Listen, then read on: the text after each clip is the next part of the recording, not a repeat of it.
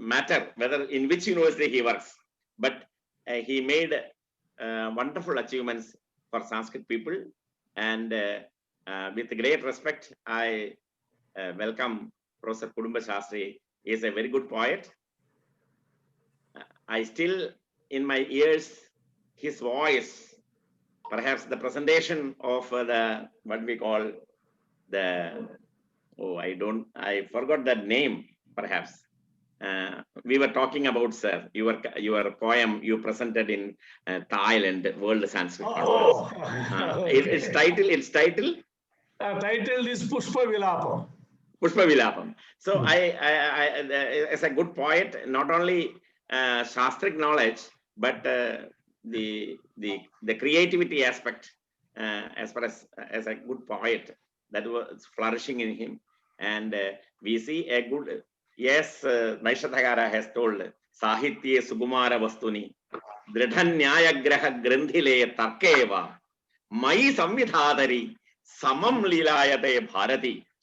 So this is applicable to Professor KUTUMBA Shastriji, and we are happy that he responded our invitation, and he has great respect to Professor Kunjuni Raja, and he himself voluntarily expressed that he will present a paper on Indian theories of meaning, and I welcome Professor KUTUMBA Shastriji to this session on theories of meaning, Indian concepts.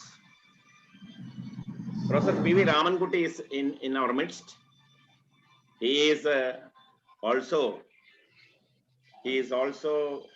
a member of the executive body of Kunjuni Raja Academy, a leading Sanskrit scholar in the country.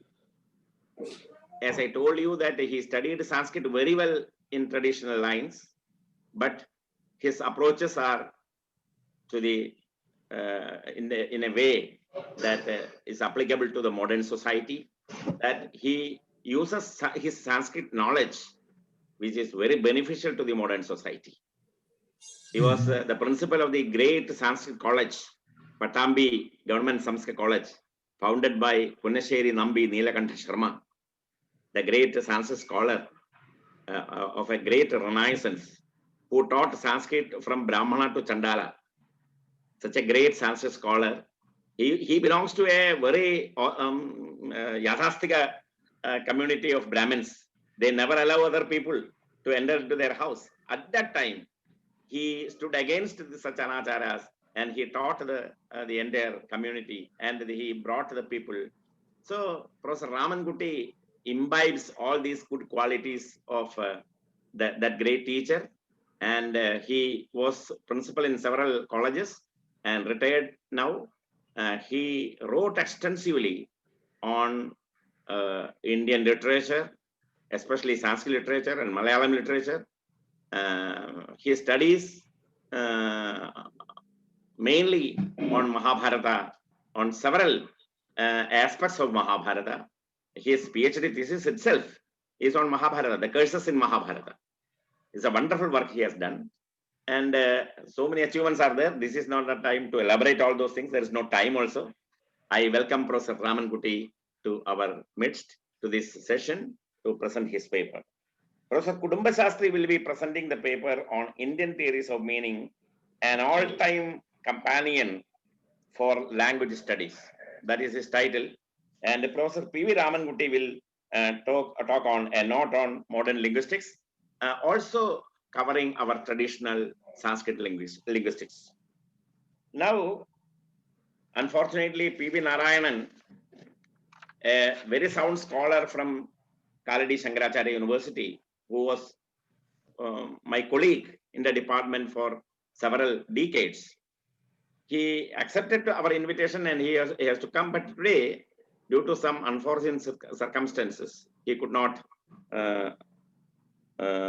present in the session. He informed me today morning, so P.V. Narayanan, for your information, he will not be attending the session, but he has already prepared the paper and sent to me. That will be published along with other papers. Now K. Ravindra Raja Ravindra Raja is, I think he is in my screen, he is not visible. I don't know whether he has arrived here in the session. Professor Ravindra Raja. Professor Ravindra Raja is present. Ravindra Raja is showing his hand. Yes, I am seeing him.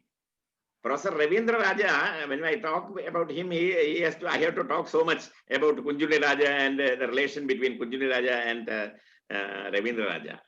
They are relatives, not they are direct nephew of Kunjuni Raja. He is a Malayalam professor, both well-versed in Sanskrit and Malayalam. He is more concerned or more specialized in linguistics, and he was a teacher for a long time in Madras University, author of several papers and books. I welcome Professor Ravindra Raja to this session to present his paper on Bhashadarsanam of K.K. Raja. Kunjuni Raja's book, Bhashadarsanam, he will be giving a paper as in the form of a critical study on that book. And finally, our beloved friend, Dr. K. Ravindran, for a long time, he was my colleague in the department in Kaladi. He is the man who translated Indian theories of meaning to Malayalam. Recently, he has published that. That book has been published. And Professor Ravindran has done commendable work in Sanskrit and also in English. And he was leading the Department of Vedic Studies in Kaladi Shankaracharya University. He belongs to, basically he belongs to his parent department is Sanskrit Sahitya, but he has been deputed to Vedic Studies and he has done a lot for that department. Ravindran is a member of our the academy. I invite Ravindran is familiar to you because yesterday Ravindran was presenting the citation to be submitted to presented to Professor Varkeri. So Ravindran is here. I welcome Professor Ravindran to join our session and present his paper on theories of meaning, traditional and modern approach. So these are the papers we are going to hear now. Now I request Professor KUTUMBA SASTRY, our honorable chairman of this session, to present his presidential remarks about this session, because Indian theories of meaning is the area of Kunjuni Raja, and he is going to speak on that same text. So he will be having 101 things to speak on these things. So I welcome Professor KUTUMBA SASTRY to present his presidential address and also his key paper. I request Professor KUTUMBA SASTRY.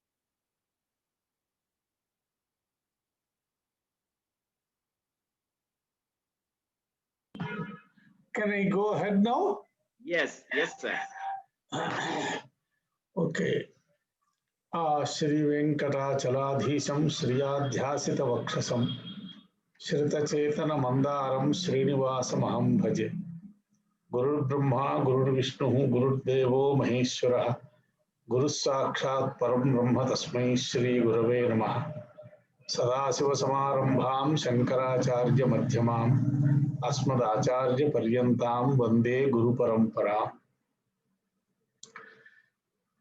Most respected Professor Veenathan ji, Professor Murali Mohan ji, Murali Madhavan ji, and assembled scores of scholars.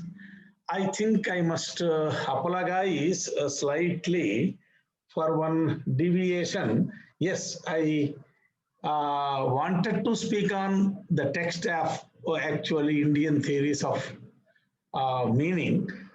I prepared well, but what happened is yesterday with Murali Madhavan's presentation on the same, more or less, mainly he spoke on Indian theories of meaning. lot of overlappings took place. Those are the areas which there is a Hriday Samvada between me and Murali Madhavan. So wherever I found some point to make, I think Murali Madhavanji has put it in a very perfect order. So from yesterday onwards, I was thinking of talking to you in a related matter of semantics. If the Murali Madhavanji allows me to do so. Hello, you are not audible. You are not audible. Unmute yourself. Unmute yourself. Now unmuted, yeah. Unmuted, yeah. I heard what you said. Can I proceed? Some of Only, sir. No problem. No problem. You can start. I hear then now I see. Yes. Okay. Thanks to Professor Murali Madhavan especially, and also the authorities and executive committee members of Kunjuni Raja Indological Research for giving me this great opportunity of mixing with almost all very well-known friends through this virtual meeting, even though we didn't have the pleasure of meeting personally, but at the same time, we were able to interact, especially Professor Veenathanji is honoring this session with his presence. And also, I saw a lot of my colleagues on the list. And Professor Murali Madhavanji, because it is a prastuta, because I am to chair the session, he has to say something about me, but unduly he said several things which are, I am not able to hear you. Are you hearing me?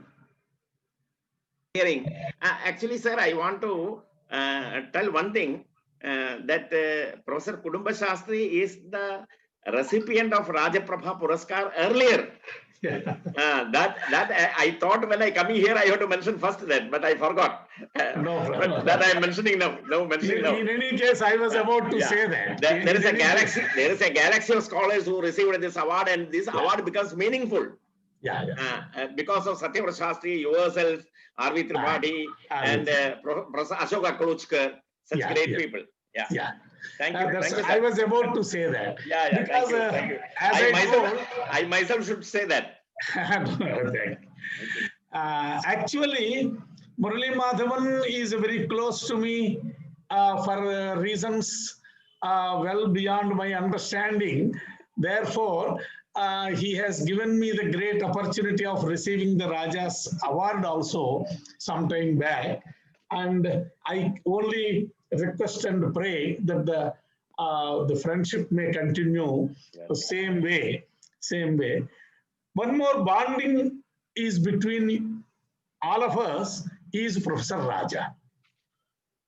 Professor Raja, actually I entered Madras Mylapore Sanskrit College in early 1969, July or so. So those are the early 70s. Till in one fashion or other, I am constantly visiting Madras for my research or for my studies until 70, 78, until I got my, even after my getting a job and went away and all that, up to full 70s, I was in constant touch with Madras, and I was regular go over to the department. I saw only Raja, Professor Raja, always from a distance, because I didn't have the audacity to introduce myself or interact with him. But he is such a nice person. I heard so much about Professor Raja, very tall, not only in physics, but also tall in his scholarship, as well as in his what you call emotional plane also, very close to everyone, whomever he comes across. Therefore, I pay my homage to Professor Raja before I start speaking to you.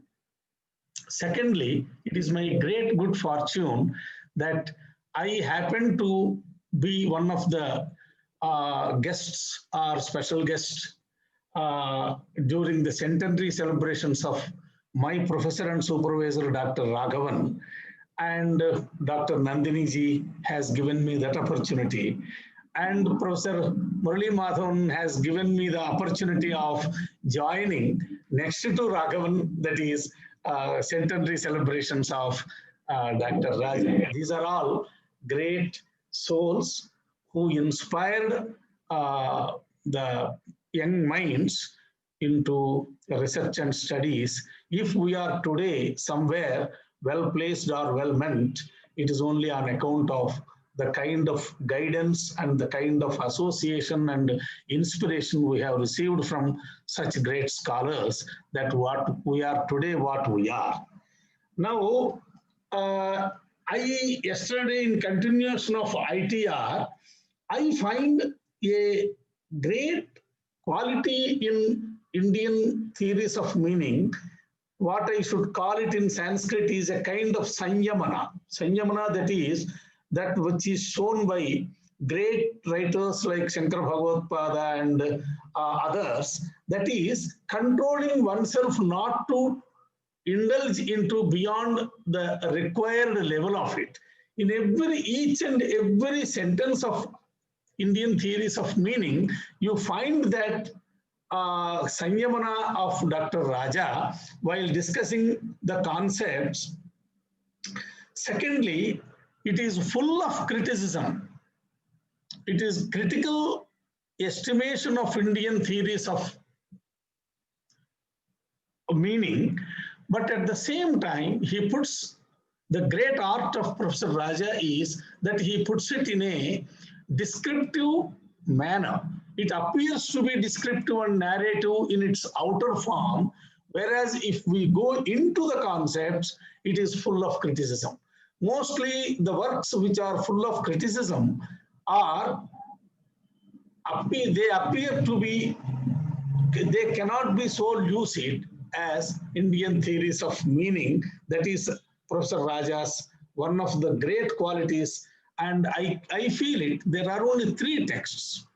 I mean, my knowledge and my experience is very limited, especially so in secondary literature, but yet I keep 3 works at par with each other, that is in the arena of philosophical discussion, learning. It is Outlines of Indian Philosophy of Professor Hiriyanna, and in the area of poetics, it is P.B. Kane's History of Sanskrit Poetics, and in the linguistic study of language studies of Sanskrit, it is Indian Theories of Meaning. These 3 texts are at par, and these are not avoidable for any student to enter into the field and play for a long time or do his research and all. Every other moment, every student or scholar has to refer to these 3 books as long as they continue their research in the fields, concerned fields. Such monumental texts. It is, in fact, Indian Theories of Meaning is very short in its bodily form, with only around 300 or 320 pages around. But it deals with the entire gamut of India's understanding of language and language theories. I make sometimes a kind of sweeping remarks also, but not, they may appear to be sweeping, but they are true. I always say Indian studies of language are as old and as deep as the Vedas, because we have got several fundamental principles discussed right in Nirukta and Brihadevata. Starting from the time of Brihadevata and Nirukta, we have got constant history of Indian development of Indian theories of meaning and Indian theories of syntax and semantics. I am afraid such a long tradition is anywhere. That's why in Raja's book also, wherever he discusses the modern linguistic aspects, and immediately Indian theorists have found it in some here and there. I will tell you one example there, which is very important. Discussing, he says, these are analogous to what some of the modern linguistics call homonyms and homophones. It is modern linguistics, they call the situation as homonyms and homophones, and he says in Indian tradition, it is these both the concepts of homonyms and homophones are in the Mahabhashya of Patanjali. He quotes in the footnotes, says that therefore we have such a, because of compulsion of understanding the Vedic texts, the reason for this long tradition of language studies in India is to decipher the meaning of the Vedic texts. And Kumarila Bhatta's ideas are great in number, and they stand to be further exposed. Lot of material in Kumarila Bhatta's works. With these, a few stray ideas with regard to ITR, I just present today, I think an aspect of semantics related to ITM, Indian theories of meaning, but on semantics related to such topic. Among the Alankarikas, there are two divergent and mutually opposing views about the concept of Tatparya. Raja has left the discussion on Tatparya with Abhinav Gupta's crisp comment in the section of Alankarikas, but I wish to add there, to deal with the concept of Tatparya, with which I am now concerned, I am working presently. A few more ideas I want to present, and I do not know how much time you think, how much time I can take from here.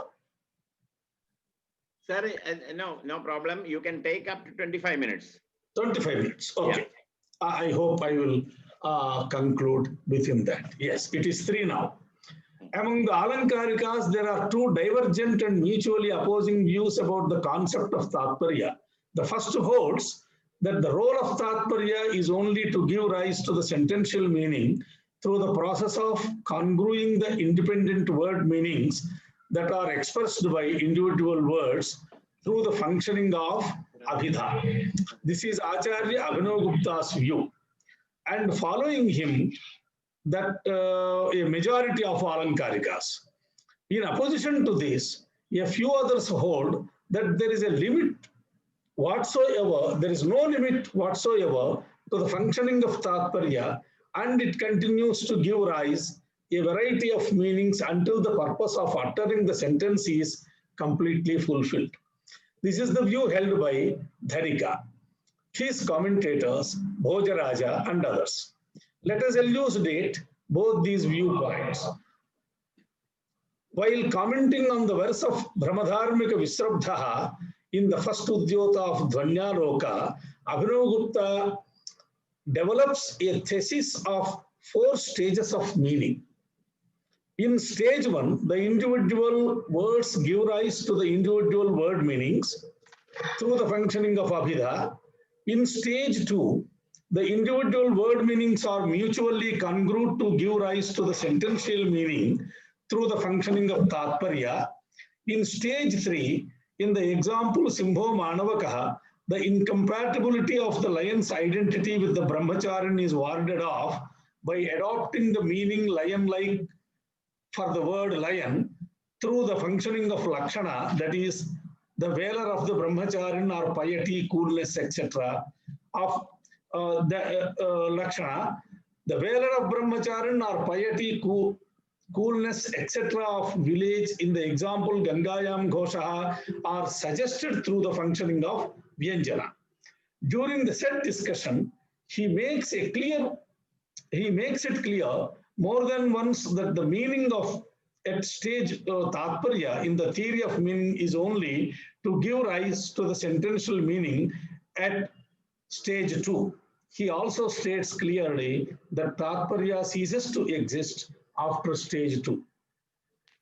त्रयोह्यत्र व्यापाराः संवेद्यन्ते पदार्थेषु सामान्यात्मसु अभिधा व्यापारः समयापेक्षयार्थावगमनशक्तिर्ह्यभिधा समयश्च तावत्येव न विशेषांशे आनन्त्यात् व्यभिचाराच्च ततो विशेषरूपे वाक्यार्थे तात्पर्यशक्तिः परस्परान्विते सामान्यान्यन्यथा सिद्धेः विशेषं गमयन्तिः इति न्यायात् न च अप्रतिपन्ने अन्वये विरोधप्रतीतिः प्रतिपत्तिश्च अन्वयस्य न अभिधाशक्त्या तस्याः पदार्थप्रतिपत्त्युपक्षीणायाः विरम्यव्यापाराभावादिति तात्पर्यशक्त्यैव अन्वयप्रतीतिः व्यापारस्य नाभिधात्मा समयाभावात् न तात्पर्यात्मा तस्य अन्वयप्रतीतावेव परीक्षयात्. This is what Abhinav Gupta says in Dhvanyalokalochana 1.4. In opposition to the position adopted by Abhinav Gupta and others, Dhanika comes forth with his theory of Tatparya as limitless and ever-extending vritti, aparyavasita vritti. His main contention is that all sentences of human origin are dependent on the speaker's intention. Therefore, the purport of a poetic composition also be at par with the similar to that of the speaker's intention.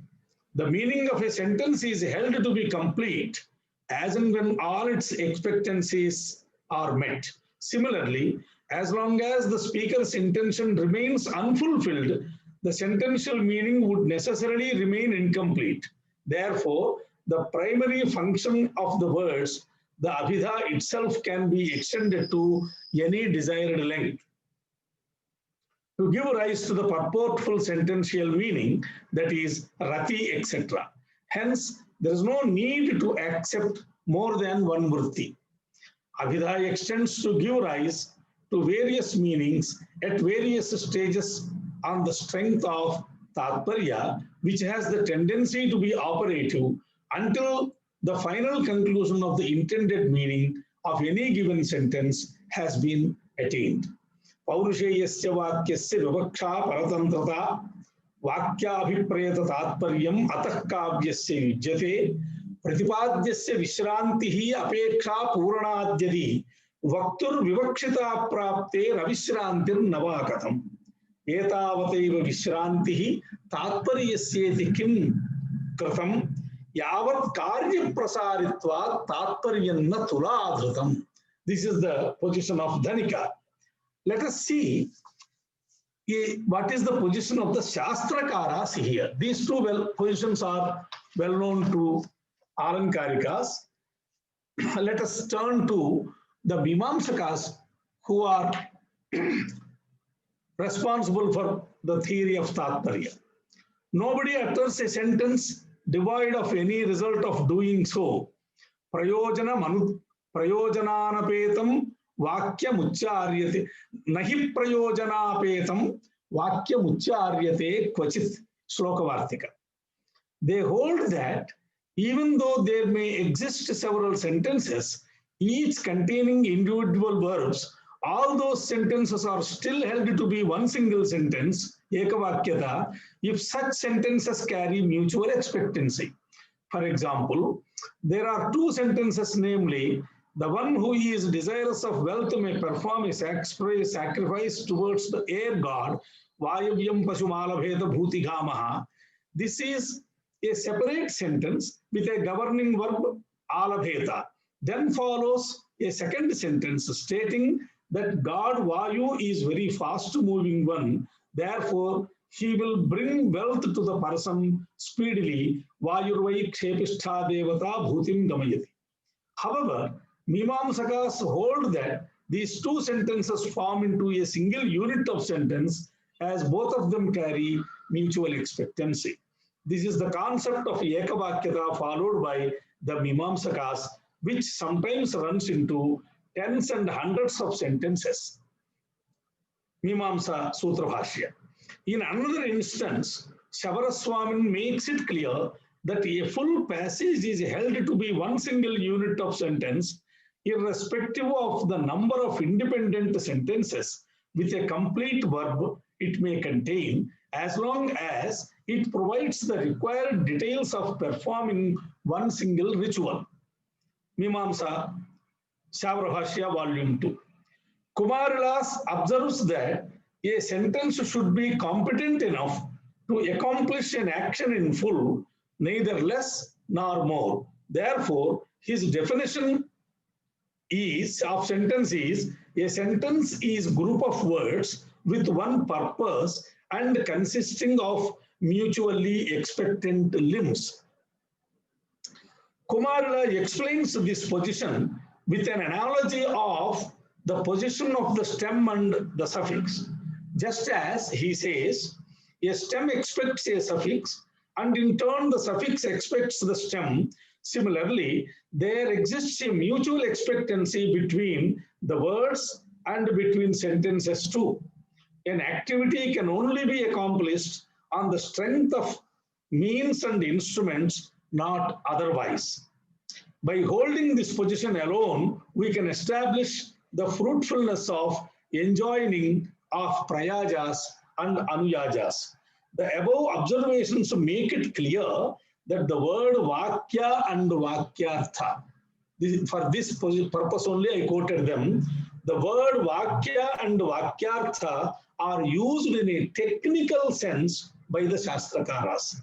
They sometimes mean a group of words with a governing verb and sometimes a few such sentences together. Therefore, the total sense of a long and medium passage is held to be vakyartha or sentential meaning too. The above discussion makes us realize that people utter a group of words with a specific purpose in mind.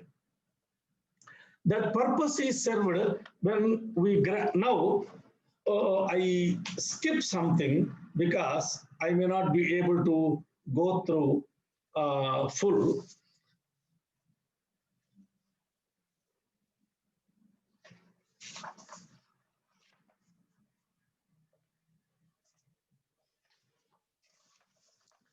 Now here,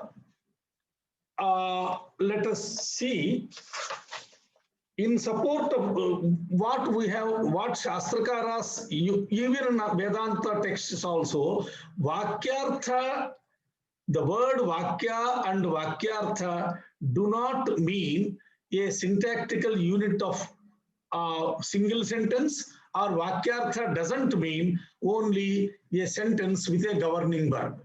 So, therefore, there is no question of Tatparya to cease functioning after giving rise to the sentential meaning as proposed or as established, as made out by Abhinav Gupta in Dhvanyaloka Lochana Udyota 1, when he discusses the 4 stages. There is a small correction that is needed there. That's what, and on the basis of Abhinav Gupta's own observation elsewhere, let us come to the other point.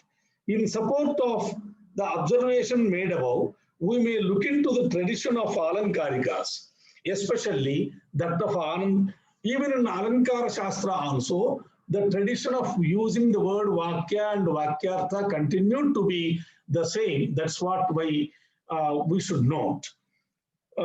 Especially that of Anandavardhanacharya on the issue of Tatparya. Given the limitations of space, okay, I will quote now a few Anandavardhanacharya's Karikas. Rasa bhavadi tatparyamasritya viniveshanam alankritinam sarvasam alankaratva sadhanam. We have to be very understand the meaning of all these Karikas are well known. I just repeat because good scholars are around.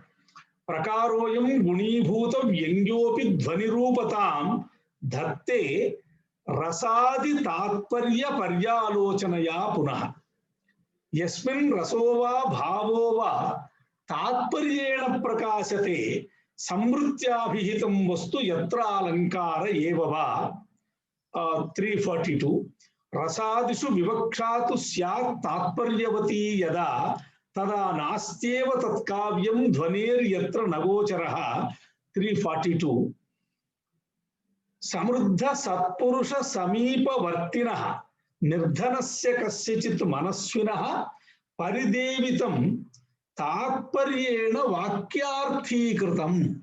Even the word vakyarthi kritam is also used by Anandavardhana with regard to explaining this kasvambho kathayami daivahatakam mam vidhi shakotakam. While commenting on that shloka, he says, Samruddha satpurusha samipa vartino nirdhanasya kasyachit manasvinaha paridevitam tatparyena vakyarthi kritam iti pratiyate. Yattu abhipraya vishesha rupam vyangyam shabdarthabhyam prakasyate tad bhavati vivakshitam tatparyena prakashamanam. The entire abhipraya of using of the shabda and artha is tatparya. Dhvanyaloka says in page 199. Tatparyena prakashamanam yatra vyangya pradhanye sadhvani. Now, Lochanakara explains the Dhvanyaloka sentence that Samruddha Purusha Samipavartino Vakyarthi Kritam etc. He says Tatparyena is equal to Vishranti Dhamataya. This is what Anandavardhana repeatedly says, Kavi Samrambha Vishranti. And second, Tatparyena is equal to Vishranti Dhamataya Prayojanatvena iti yavat. Even Lochanakara, that is Abhinavaguptacharya, accepts while he comments on Dhvanyaloka lines in the later Udyotas that the Tatparya means Vishranti Dhama and Tatparya means the Prayojana of using a sentence or a passage or a text. All the above and many more quotations from several Alankarikas reveal the fact that Rasa, Bhava and Vyangyartha are all prime concepts only because of Tatparya. Abhinavaguptacharya himself explains that Tatparya means Vishranti Dhama and Prayojana. That which is Vishranti Dhama and Prayojana cannot be the same as syntactical sentential meaning at stage 2 according to his own scheme. There is a contradiction. In addition, the above passages clearly indicate the identity of Tatparya and Dhvani. In the light of the above observations, Abhinavaguptacharya's comment in the first Udyota cited earlier is completely out of order and to a large extent misleading, which the later Alankarikas have blindly followed. Bhojaraja also favors the identity of Tatparya and Dhvani and describes them in his own way. Tatparyameva vachasid dhvanireva kavye saubhagyameva gunasampati vallavasya lavanyameva babushi swadatenganaya srungarayeva hridimanavato janasya yadabhipraya sarvasvam vakturvakyat pratiyate tatparyam arthadharmastat shabdadharmah punardhvani saubhagyamiva tatparyam amtaro gunayishyate vagdevataya lavanyamiva bhakyastato tayor dhvani adura viprakarshattu dvayena dvayamuchyate yatha surabhi vaishakau madhu madhava samteya. This is the conclusion of Bhojaraja. Dirgha conclusion.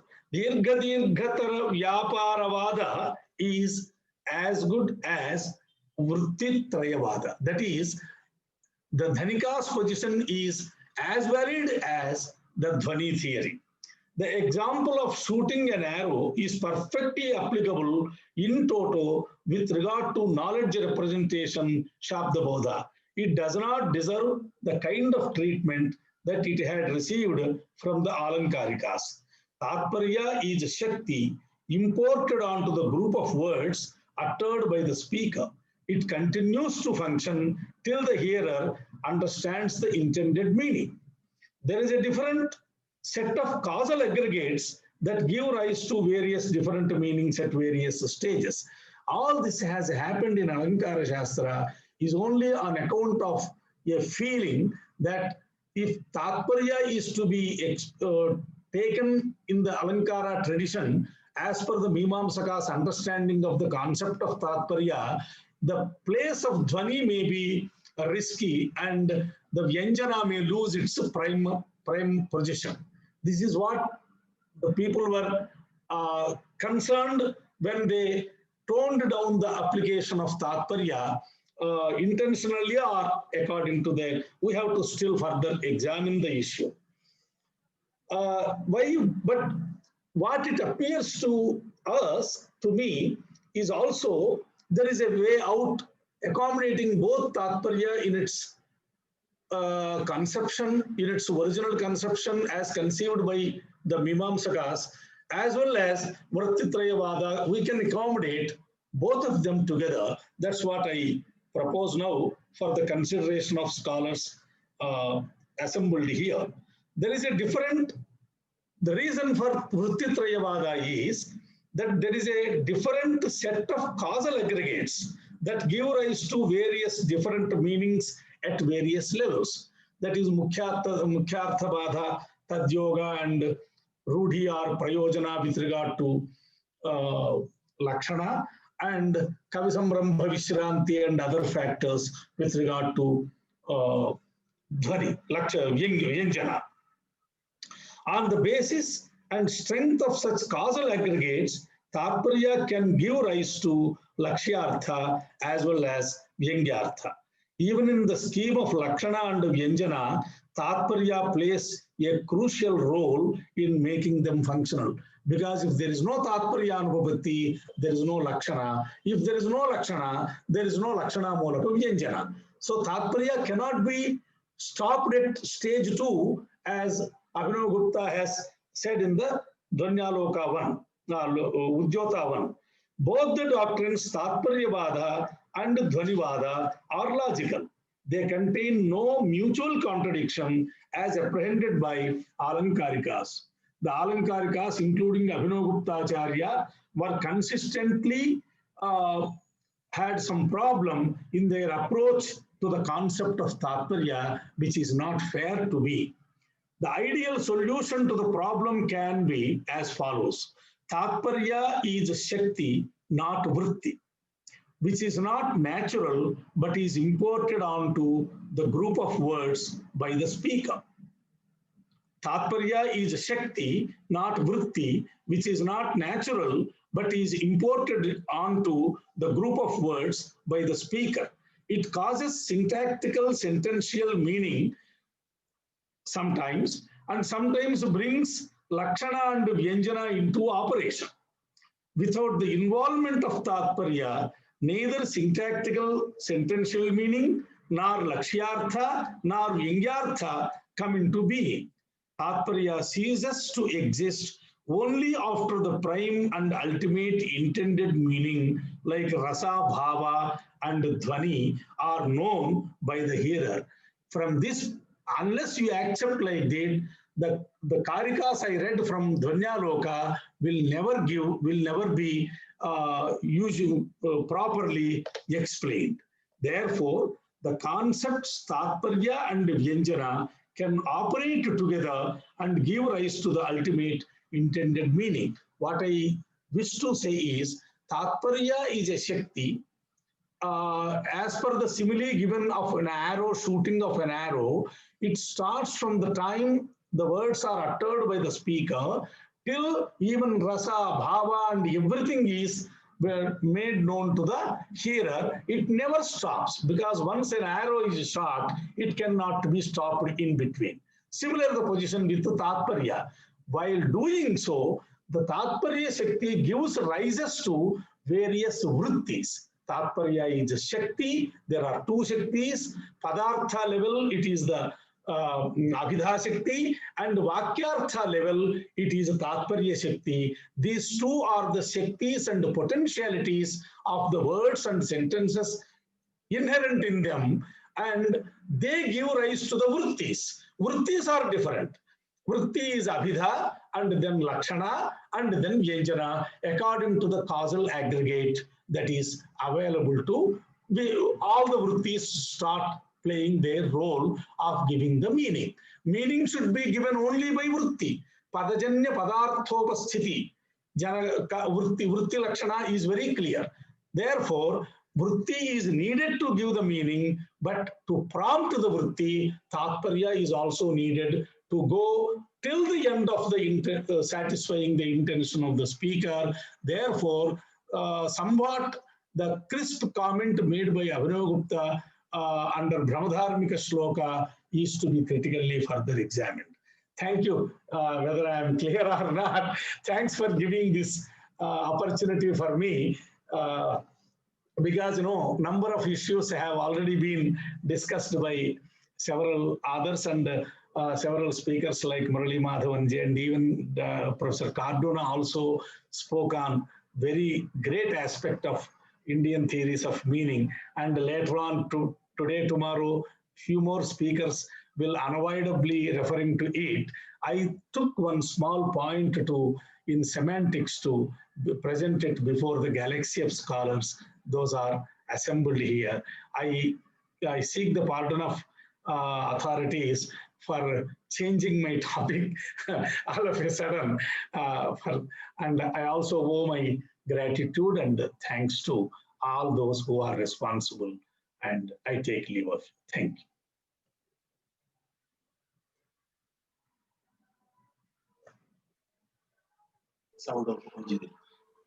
Thank you, Professor Kutumba Shastriji. You told that you are deviated from the main subject, but you were talking about the main subject, which we have to discuss today in this session. We are talking about Indian meaning, the theories of meaning. So you have pointed out a very vital issue, which has to be debated further. Yes, thank you. And you have given a very good path. And people now, you are a path maker. Now you have made the path and you can travel to any extent possible. Anyway, it is good attempt you have made regarding the Vakya and Vakyartha and their difference and how this vritti, and it is very, very nicely you have put. And now it is, I think we will have some questions at the end, then we will have. Now we will move to the second paper by Professor P.V. Ramankutty. I have introduced him earlier, and he is a member of Kunjunni Raja Academy of Indological Research. He is an executive member. I invite Professor P.V. Ramankutty to present his paper on a note on Indian linguistics with a slight modification, I think so. I hope that he will be speaking about Kunjunni Raja also, how based on Indian theories of meaning. Professor P.V. Ramankutty. Thank you. Honorable President of the session, Professor Kuttumba Shastri ji, Professor Vijayan ji, Professor P.C. Murali Madhavan, Chairman, Kunjunni Raja Academy of International Research, the Chief Architect of this program, and then Mr. Girish Pariat, the eldest son of Kunjunni Raja, and the family members of Kunjunni Raja, dignitaries who present papers in this session, my dear young researchers and students who are listening this program online, it is with great delight that I accepted the invitation to present a paper in this international seminar session in memory of Kunjunni Raja. Linguistics is one of Raja's choicest domains of interest. Indeed, there is hardly any branch of learning in Sanskrit which he was not interested in. That is why Kunjunni Raja, a doyen in the field of Indology, wrote research articles on a wide variety of topics ranging from Sanskrit poetics to modern linguistics. With his simplicity and forthrightness, Kunjuni Raja was one who labored hard for the promotion of learning, and he had a great reputation as a lover of letters and a perceptive writer in Indology. Kunjuni Raja was a man of intellectual honesty and deep academic convictions. An instance may be cited here. Dr. Madeleine Viordieu, well-known French Indologist and Sanskrit scholar, who translated works of Mandana Mishra, Vachaspati Mishra, and Bhartrhari into French, once criticized Raja's treatment of the Sphota theory of Bhartrhari. She observed that Raja's approach was a purely linguistic one in isolation of Bhartrhari's monistic philosophy. She observed that Bhartrhari's Sphota theory cannot be evaluated bereft of Bhartrhari's philosophy of monism with its mystic implications. Kunjuni Raja replied that his treatment of Bhartrhari's Sphota theory from the linguistic point of view is perfectly in order. Even Mandana Mishra's treatment of Sphota in his Sphota Siddhi is a linguistic one. Moreover, grammarians like Nagesha Bhatta, author of Manjusha, and the Sphotavada treated the theory of Sphota purely from the linguistic point of view. Again, great philosophers who criticized the Sphota theory like Sarmakirti, Kumarila Bhatta, Shankara, Vachaspati Mishra, Shanta Dikshita, and Kamalashila have all discussed Sphota theory on the basis of the linguistic aspect of verbal comprehension. This was the reply by Kunjuni Raja. The contribution of Kunjuni Raja as a researcher has been outstanding. It was he who, among others, who opened up in Sanskrit an era of modern research. This was significant with reference to a classical language like Sanskrit, which is remarkable features of language structure and antiquity, as well as a rich store of literature. The way he wrote with a precision, making use of modern tools of methodology, his passionate and objective approach to his topic of study, the historical as well as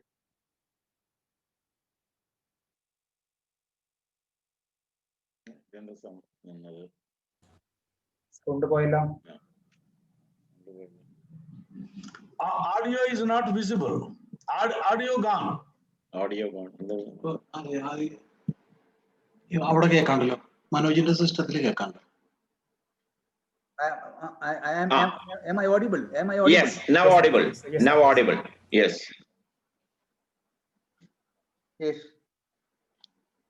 Brilliant specimens as to the 20th, how a 20th century researcher should address his academic inquiry while dealing with our rich cultural heritage, a significant part of which is embedded in the language of Sanskrit. Some of his monumental works and articles remain as brilliant signposts for the coming generation of researchers in Indology. Kunjuni Raja did his first doctoral research under Kunjan Raja, his uncle, also a well-known Sanskrit scholar. He earned his second PhD in linguistics in London, and the result is the far-famed Indian theories of meaning on which Dr. Bhashadarsanam was speaking presently. So I think it is befitting on this occasion to present a paper on modern linguistics, which is said. What is said in the paper is supposed to be, can be in a way, an extended line of interpretation with respect to the language that is studied, and about which much is being written nowadays, comparing our traditional theories of language and also those of Ferdinand de Saussure and the subsequent scholars in the field. Now, I shall briefly give introduce my paper. It is a note on modern linguistics, which is, I think, very relevant and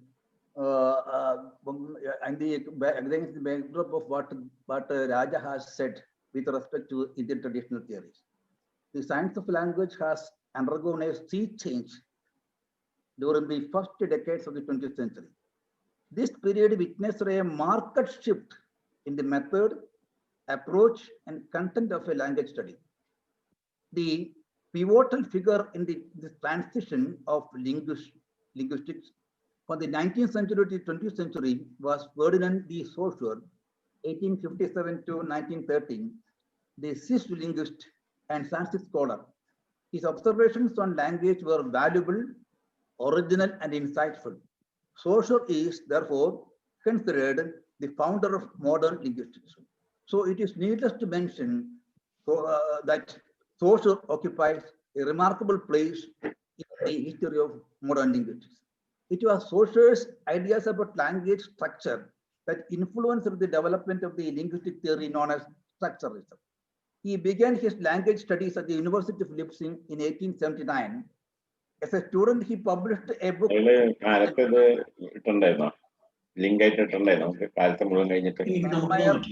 The original photo.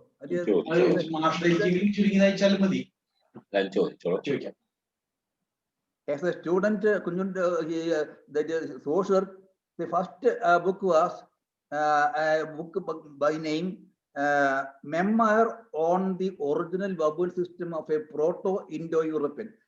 So Proto-Indo-European is considered the parent language from which the Indo-European languages descended. He was a teacher in Paris during 1881 to 1891. Later, he became a professor of Sanskrit and comparative grammar at the University of Geneva.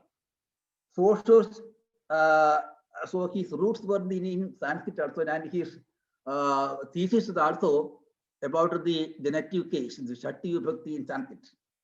Saussure's important work is the one called Course in General Linguistics, which was published in 1915. The work is the result of the attempts of two of his students who compiled his lecture notes and other materials. The book explains his structural approach, and it proved to be highly influential, especially during the 30 years after the posthumous publication of this work in 1916. Though the work is fragmentary in nature, it exerted unparalleled influence on European linguistics. It has, and linguistics in general, it has had a major formative role to play in the shaping of linguistic thought in modern linguistics. In addition to linguistics, Saussure's work has influenced disciplines like anthropology, history, and literary criticism. As noted earlier, Saussure is considered the founder of modern linguistics. Leonard Bloomfield, 1887 to 1949, well-known American linguist, observed, a quote, Saussure provided a theoretic foundation to the newer trend in linguistic study, unquote. Jonathan Culler, born in 1943, well known for his work, namely Structuralist Poetics, Structuralism, Linguistics, and the Study of Literature, said in 1876, quote, Saussure is the father of modern linguistics, the man who recognized the systematic study of language in such a way as to make possible the achievements of the 20th century in linguistics. This alone would make him modern master of a discipline which he made modern, unquote. Now, Saussure's contribution to modern linguistics is comprised of the following three key directions he made in the language of in the study of language. One, Saussure made a distinction between synchronic and diachronic dimensions of language. The second, distinction between lang and parole. Then third, most important, language is a system of signs, S-I-G-N-S. Diachronic linguistics views the historical development of a language. Synchronic linguistics, on the other hand, views a particular state of a language at some given point of time. In synchronic approach, No comparisons are made to other states of language in other times.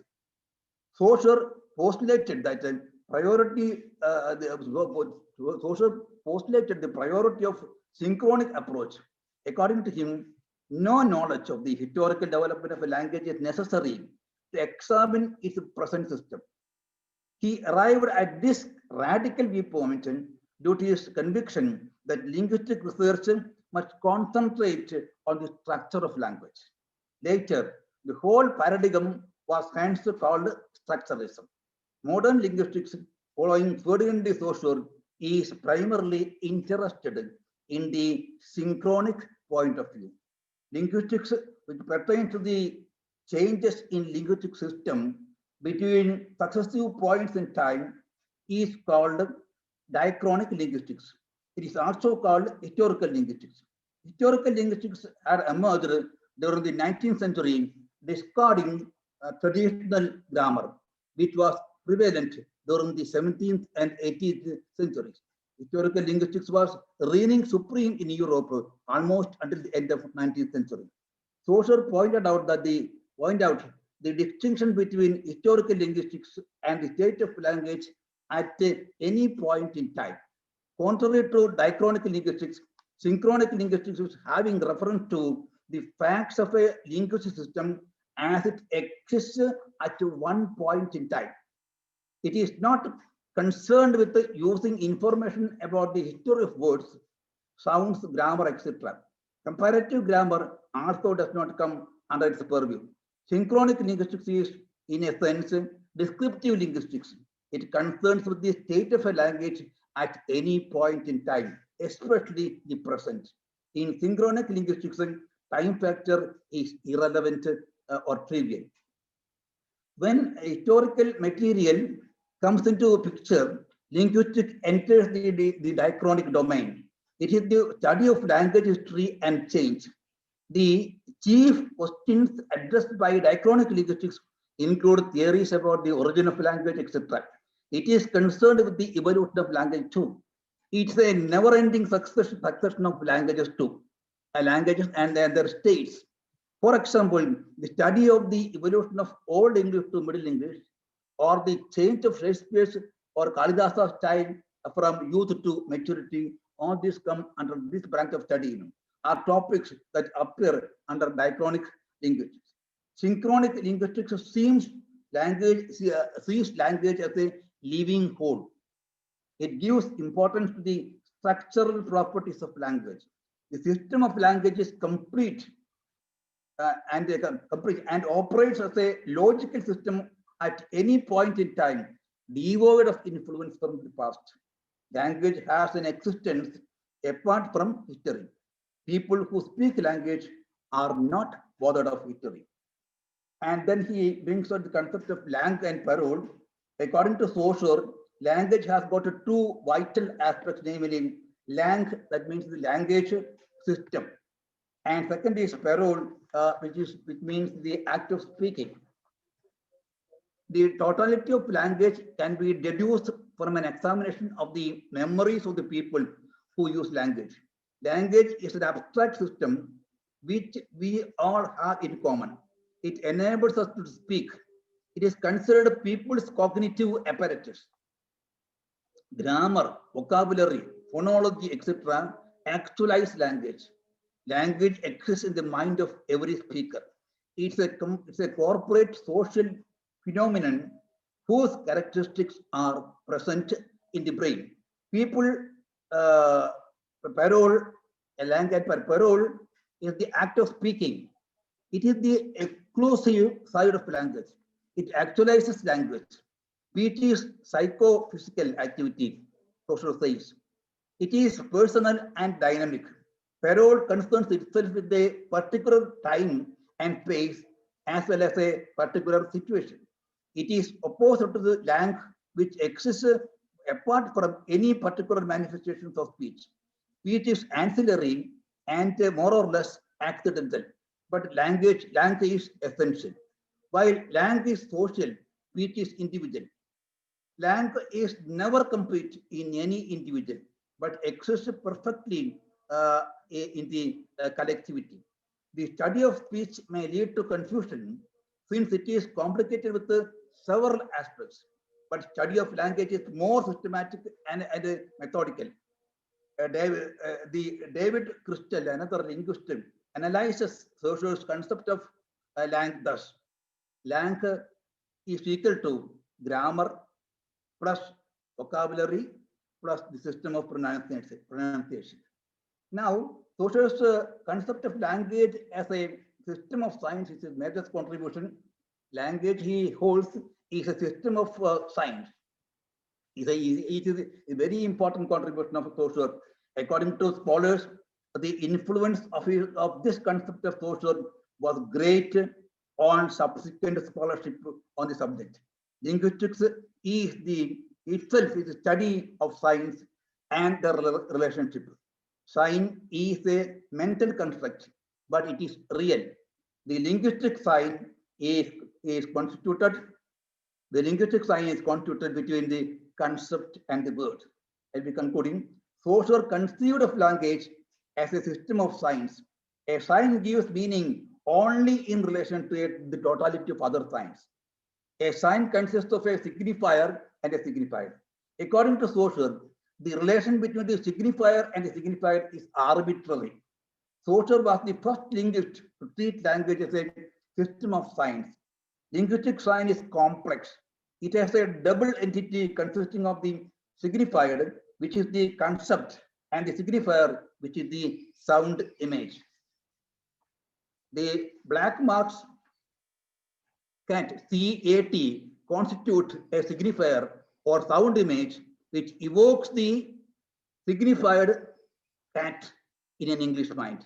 Each sign in the system of signs has meaning only by virtue of its difference from other signs. Cat has meaning not in itself, but because it is not cap or cad or bat. Both of components of the linguistic sign, namely the signifier and the signified, are inseparable. The easiest way to appreciate this is to think of them as being the either side of a piece of paper. One side simply cannot exist without the other. In linguistics, everything depends upon the relations social held. The signifier relations are of two kinds: the paradigmatic relations and also the syntagmatic association. The paradigmatic relations and also the syntagmatic or associative relations. Value or meaning for signifiers is produced because of these two kinds of relations. They correspond to two different forms of mental activity. Words which are strung together either into relations, enter into relations based on the linear character of languages. Linearity precludes the possibility of uttering two words simultaneously. They must be arranged consecutively in spoken sequences. Combinations based on sequentiality are called syntagmas. The syntagmas invariably comprise of two or more units. Examples: read, against all, the title of pain, God is good. All these examples are there. Now, some more explanation is there, but since it's almost time, and I will conclude. Ferdinand de Saussure was the originator of the 20th century structuralism. He focused not on the use of language for parole, but rather on the underlying system of language, and called his theory semiology. Saussure's approach focused on examining how the elements of language are related to each other in the present, that is, synchronically rather than diachronically. Finally, he argued that linguistic signs were composed of two parts, that is, a signifier, the sound image, and the signified, the concept or meaning of the word. This was quite different from previous approaches, which focused on the relationship between words and things in the world that they designate. I think this is an extension where Kunjunraja stopped in the field of the domain of linguistics. Thank you very much for your patient hearing. Thank you very much. Thank you, everybody.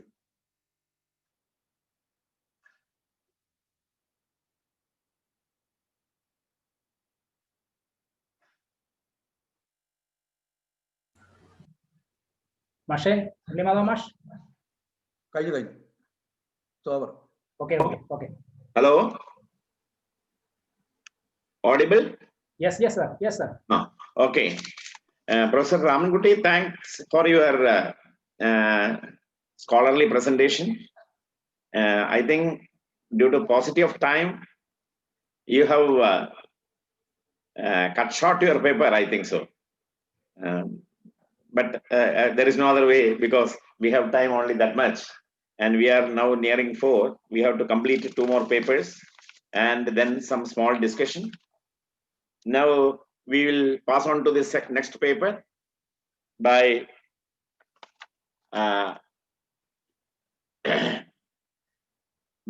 Dr. K. RAVEENDRAN.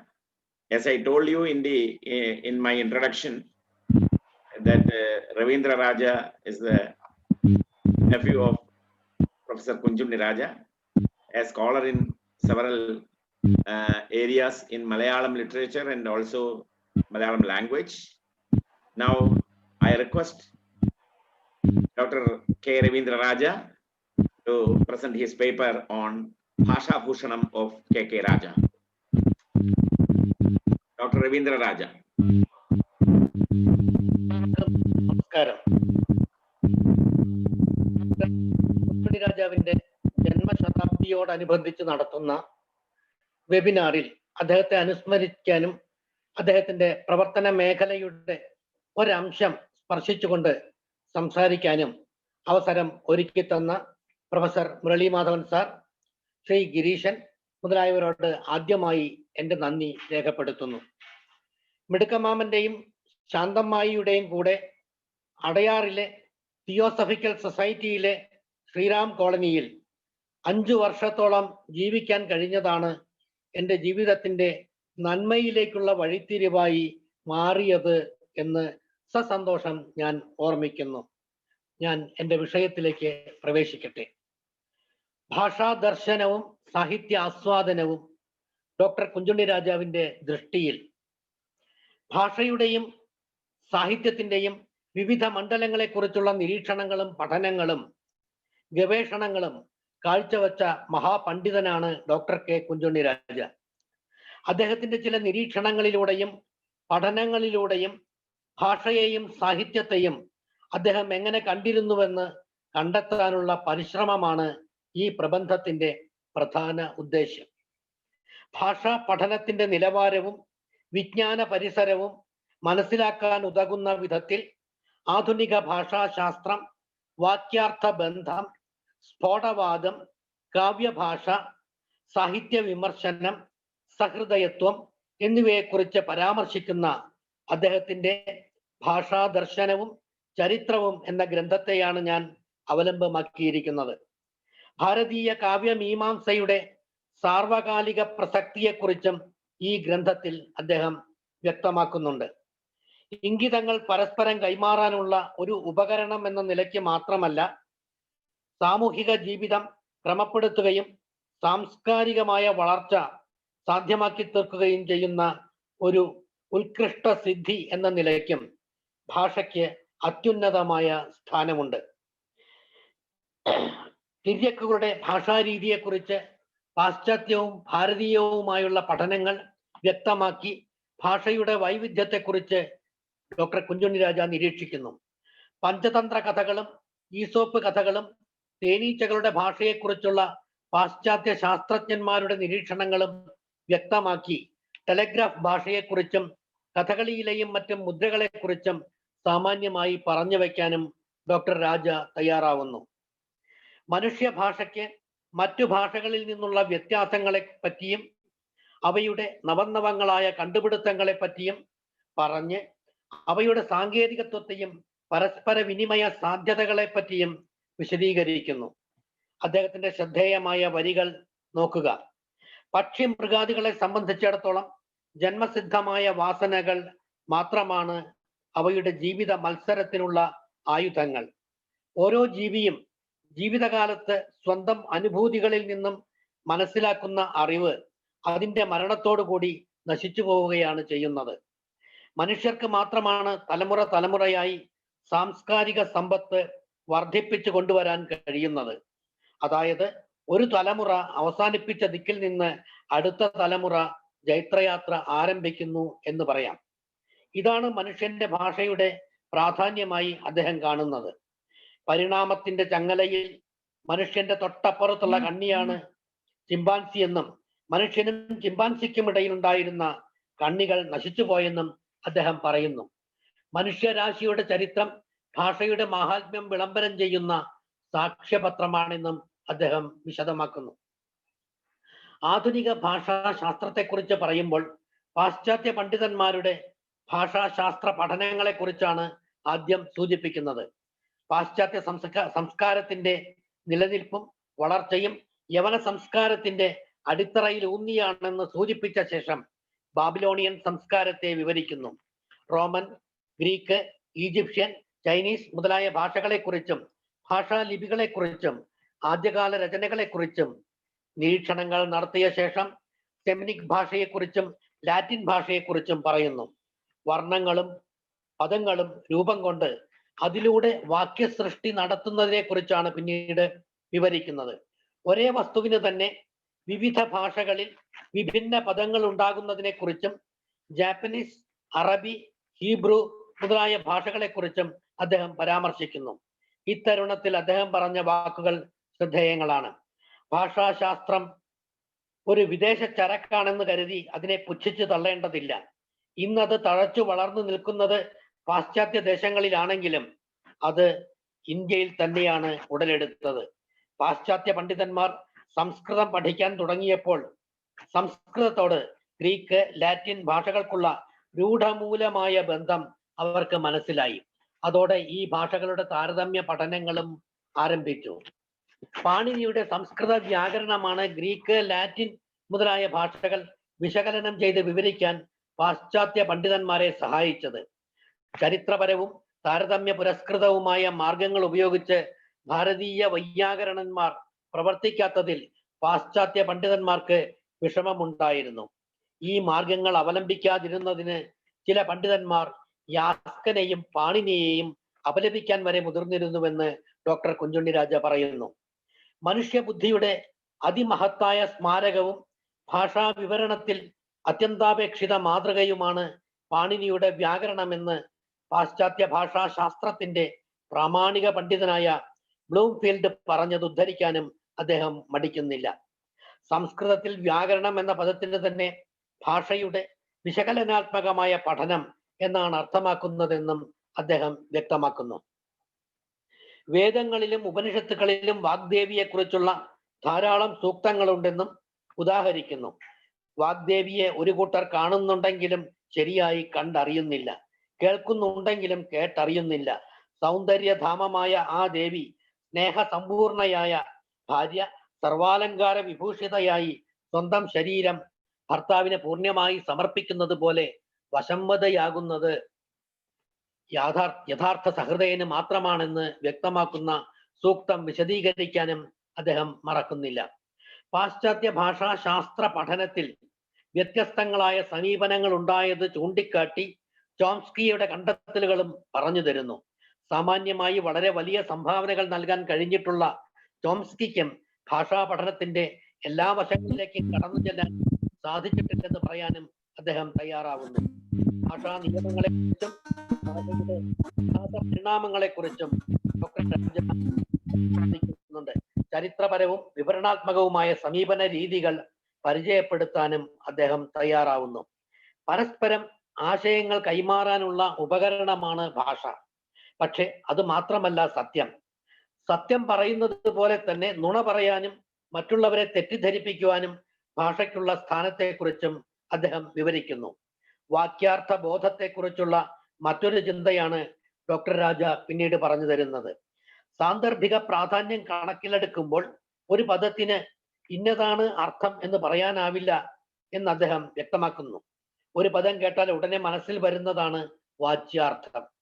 രാമനും കൃഷ്ണനും എന്ന പ്രയോഗവും അഞ്ജലി എന്ന പദവും ഉദാഹരിച്ച് അദ്ദേഹം ഇക്കാര്യം വ്യക്തമാക്കുന്നു. പദങ്ങളെ രൂഢം, യൗകികം, യോഗരൂഢം എന്ന് മൂന്നായി തിരിച്ച് വിവരിക്കാൻ അവസരം കണ്ടെത്തുന്നു. ഭർതൃഹരിയുടെ സ്ഫോടവാദത്തെക്കുറിച്ചാണ് പിന്നീട് വിവരിക്കുന്നത്. ഒരു വാക്യം ഒന്നായി, ഒരു സിമ്പലായി അല്ലെങ്കിൽ സ്ഫോടമായി എടുത്ത് ചിന്തിക്കണമെന്നാണ് സ്ഫോടവാദം പറയുന്നത്. ഭാഷ അറിയാവുന്നവർക്കിടയിൽ നടക്കുന്ന വ്യവഹാരത്തിന് ഉപയോഗിക്കുന്നത് വാക്യങ്ങളാണ്, വർണ്ണങ്ങളോ പദങ്ങളോ അല്ല. അഖണ്ഡമായ വാക്യത്തെ മാത്രമാണ് ഉപയോഗിക്കുന്നത്. അതിനൊന്നിച്ചു ചേർന്ന ഒരു അർത്ഥമുണ്ടാകുന്നു. ഇതാണ് ഭർതൃഹരിയുടെ വാദമെന്ന് ചുരുക്കത്തിൽ പറഞ്ഞു വെക്കുന്നു. അഭിധയ്ക്കും ലക്ഷണയ്ക്കും പുറമെ വ്യഞ്ജനാവൃത്തി എന്നൊന്നുണ്ടെന്നും കാവ്യത്തിൽ അതിനാണ് പ്രാധാന്യമെന്നും ആനന്ദവർദ്ധനാചാര്യർ ചൂണ്ടിക്കാണിച്ചത് വ്യക്തമാക്കുന്നു. വാച്യാർത്ഥത്തെയും ലക്ഷ്യാർത്ഥത്തെയും സ്വീകരിച്ചുകൊണ്ടാണ് അദ്ദേഹം വ്യഞ്ജനാവ്യാപാരത്തിന്റെ സഹായത്തോടു കൂടി ധ്വനി സിദ്ധാന്തം സ്ഥാപിച്ചതെന്നും ഡോക്ടർ രാജ വിശദമാക്കുന്നു.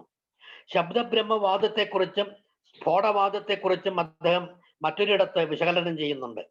ഭർതൃഹരിയുടേതെന്ന് പറയപ്പെടുന്ന പ്രസ്തുത വാദഗതികളെക്കുറിച്ച് സാമാന്യമായി വിശദീകരിക്കാൻ ഡോക്ടർ രാജ ശ്രമിക്കുന്നു. ശബ്ദതത്വമായ ബ്രഹ്മം അഖണ്ഡമാണെന്നും അവിദ്യ കാരണം ജനങ്ങൾ അതിനെ പലതായി കാണുന്നുവെന്നും വ്യക്തമാക്കാൻ അദ്ദേഹം അവസരം കണ്ടെത്തുന്നു. അഭിനവഗുപ്തൻ, ഗൗഡപാദർ, ശങ്കരാചാര്യർ എന്നിവരെക്കുറിച്ചും അവരുടെ വീക്ഷണങ്ങളെക്കുറിച്ചും വിശദീകരിക്കുന്നു. ഭർതൃഹരിയുടെ സ്ഫോടവാദത്തെ ശങ്കരാചാര്യർ എതിർത്തിട്ടുണ്ടെന്നും എന്നാൽ പല ഭാഗങ്ങളിലും അനുകൂലിച്ചിട്ടുണ്ടെന്നുമുള്ള ഡോക്ടർ ശ്രീകൃഷ്ണ ശർമ്മയുടെ വാദങ്ങളെയും ഡോക്ടർ രാജ പരിശോധിക്കുന്നു. ഇങ്ങനെയെല്ലാം ശബ്ദത്തെക്കുറിച്ചും ഭാഷയെക്കുറിച്ചും ഭാഷാശാസ്ത്രത്തെക്കുറിച്ചും എല്ലാം അവതരിപ്പിച്ച ശേഷമാണ് ഡോക്ടർ കുഞ്ചുണ്ണി രാജ കാവ്യഭാഷാ വിചിന്തനത്തിലേക്ക് തിരിയുന്നത്. പ്രതിഭാശാലിയായ ഒരു കവി സ്വന്തം ജീവിതാനുഭവങ്ങളിൽ തീവ്രവും ഗാഠവുമായ ഏതെങ്കിലും ഒരു അനുഭൂതിയെ ഭാവനയുടെ തീച്ചൂളയിൽ വെച്ച് ബോധപൂർവമോ അബോധപൂർവമോ ആയി ഊതി ഊതി പുടപാകം ചെയ്യുമ്പോൾ വല്ലപ്പോഴും ഒരു കലാസൗന്ദര്യാനുഭൂതി മിന്നൽ പിണർ പോലെ മിന്നി മറയുന്നുവെന്നും ക്ഷണികമെങ്കിലും സമഗ്രവും സമ്പൂർണവും സാന്ദ്രാനന്ദാത്മകവുമായ ഈ അനുഭൂതി അയാളുടെ കലാസൗന്ദര്യ ബോധത്തെ വികസിപ്പിക്കുകയും അയാളെ ആഹ്ലാദ പുളകിതനാക്കി തീർക്കുകയും ചെയ്യുന്നു. താൻ ആസ്വദിച്ച ഈ ആനന്ദം കൂട്ടുകാർക്കും പകർന്നു കൊടുത്തേ കവിയുടെ ആത്മാവിന് തൃപ്തിയാകൂ. അതിന് വെമ്പൽ കൊള്ളുകയാണ് അയാളുടെ ഹൃദയം. സ്വന്തം കലാ സൗന്ദര്യാനുഭൂതിയെ സഹൃദയരായ അനുവാചകർക്ക് ഭാഷയുടെ മാധ്യമം വഴിയായി പകർന്നു കൊടുക്കാൻ ബോധപൂർവമോ അബോധപൂർവമോ കവി ശ്രമിക്കുമ്പോഴാണ് കാവ്യം ഉത്ഭവിക്കുന്നതെന്ന് അദ്ദേഹം പറഞ്ഞു തരുന്നു. സ്വന്തം അനുഭൂതിയെ ഭാഷയുടെ ചായം കൊണ്ട് വരച്ചു കാണിക്കാൻ കഴിഞ്ഞാൽ മാത്രമേ ഒരാൾ കവിയാവുകയുള്ളൂ എന്ന് പറയാനും അദ്ദേഹം മടിക്കുന്നില്ല. ആദി കവിയിൽ നിന്ന് ആരംഭിച്ച ഈ പ്രക്രിയ മലയാളത്തിൽ കുമാരനാശാനിലൂടെ കാണാൻ കഴിയുന്നത് എങ്ങനെയെന്ന് അദ്ദേഹം വിവരിക്കുന്നു. വേദോക്തങ്ങളായ സൂക്തങ്ങളിൽ ഇവ എങ്ങനെ സൂചിപ്പിക്കുന്നുവെന്നും അദ്ദേഹം വ്യക്തമാക്കുന്നു. വാമൊഴിയും വരമൊഴിയും രണ്ടാണെന്ന വസ്തുതയും എന്നാൽ അവ തമ്മിലുള്ള അടുപ്പം ശക്തമാണെന്നും പറയാൻ അദ്ദേഹം തയ്യാറാവുന്നുണ്ട്. ഇംഗ്ലീഷിലെയും സംസ്കൃതത്തിലെയും മലയാളത്തിലെയും പല ഉദാഹരണങ്ങളും അദ്ദേഹം ഉദ്ധരിക്കുന്നു. കുഞ്ചൻ നമ്പ്യാർ, പൂന്താനം, എഴുത്തച്ഛൻ, ആശാൻ, ഉള്ളൂർ, വള്ളത്തോൾ, ജി ശങ്കരക്കുറുപ്പ്, ഇടശ്ശേരി, KK രാജ തുടങ്ങി പല കവികളെയും അദ്ദേഹം ഉദാഹരിക്കുന്നുണ്ട്. ഇത്തരുണത്തിൽ ഭാഷാശാസ്ത്രവും കാവ്യഭാഷയും എങ്ങനെ നിരീക്ഷിക്കണമെന്ന് ഡോക്ടർ കുഞ്ചുണ്ണി രാജ പറഞ്ഞു തരുന്നു. സാഹിത്യവിദ്യയെ ഒരു കലയായി കണ്ട് ആസ്വദിക്കാനും വിലയിരുത്താനും പാശ്ചാത്യ വിമർശകന്മാർ പല മാനദണ്ഡങ്ങളും ഉപയോഗിച്ചു നോക്കിയെങ്കിലും അവർക്ക് തൃപ്തി വന്നില്ല. ഭാരതീയ സാഹിത്യ നിരൂപണ തത്വങ്ങളിലേക്ക് അവർ ശ്രദ്ധ തിരിച്ചു.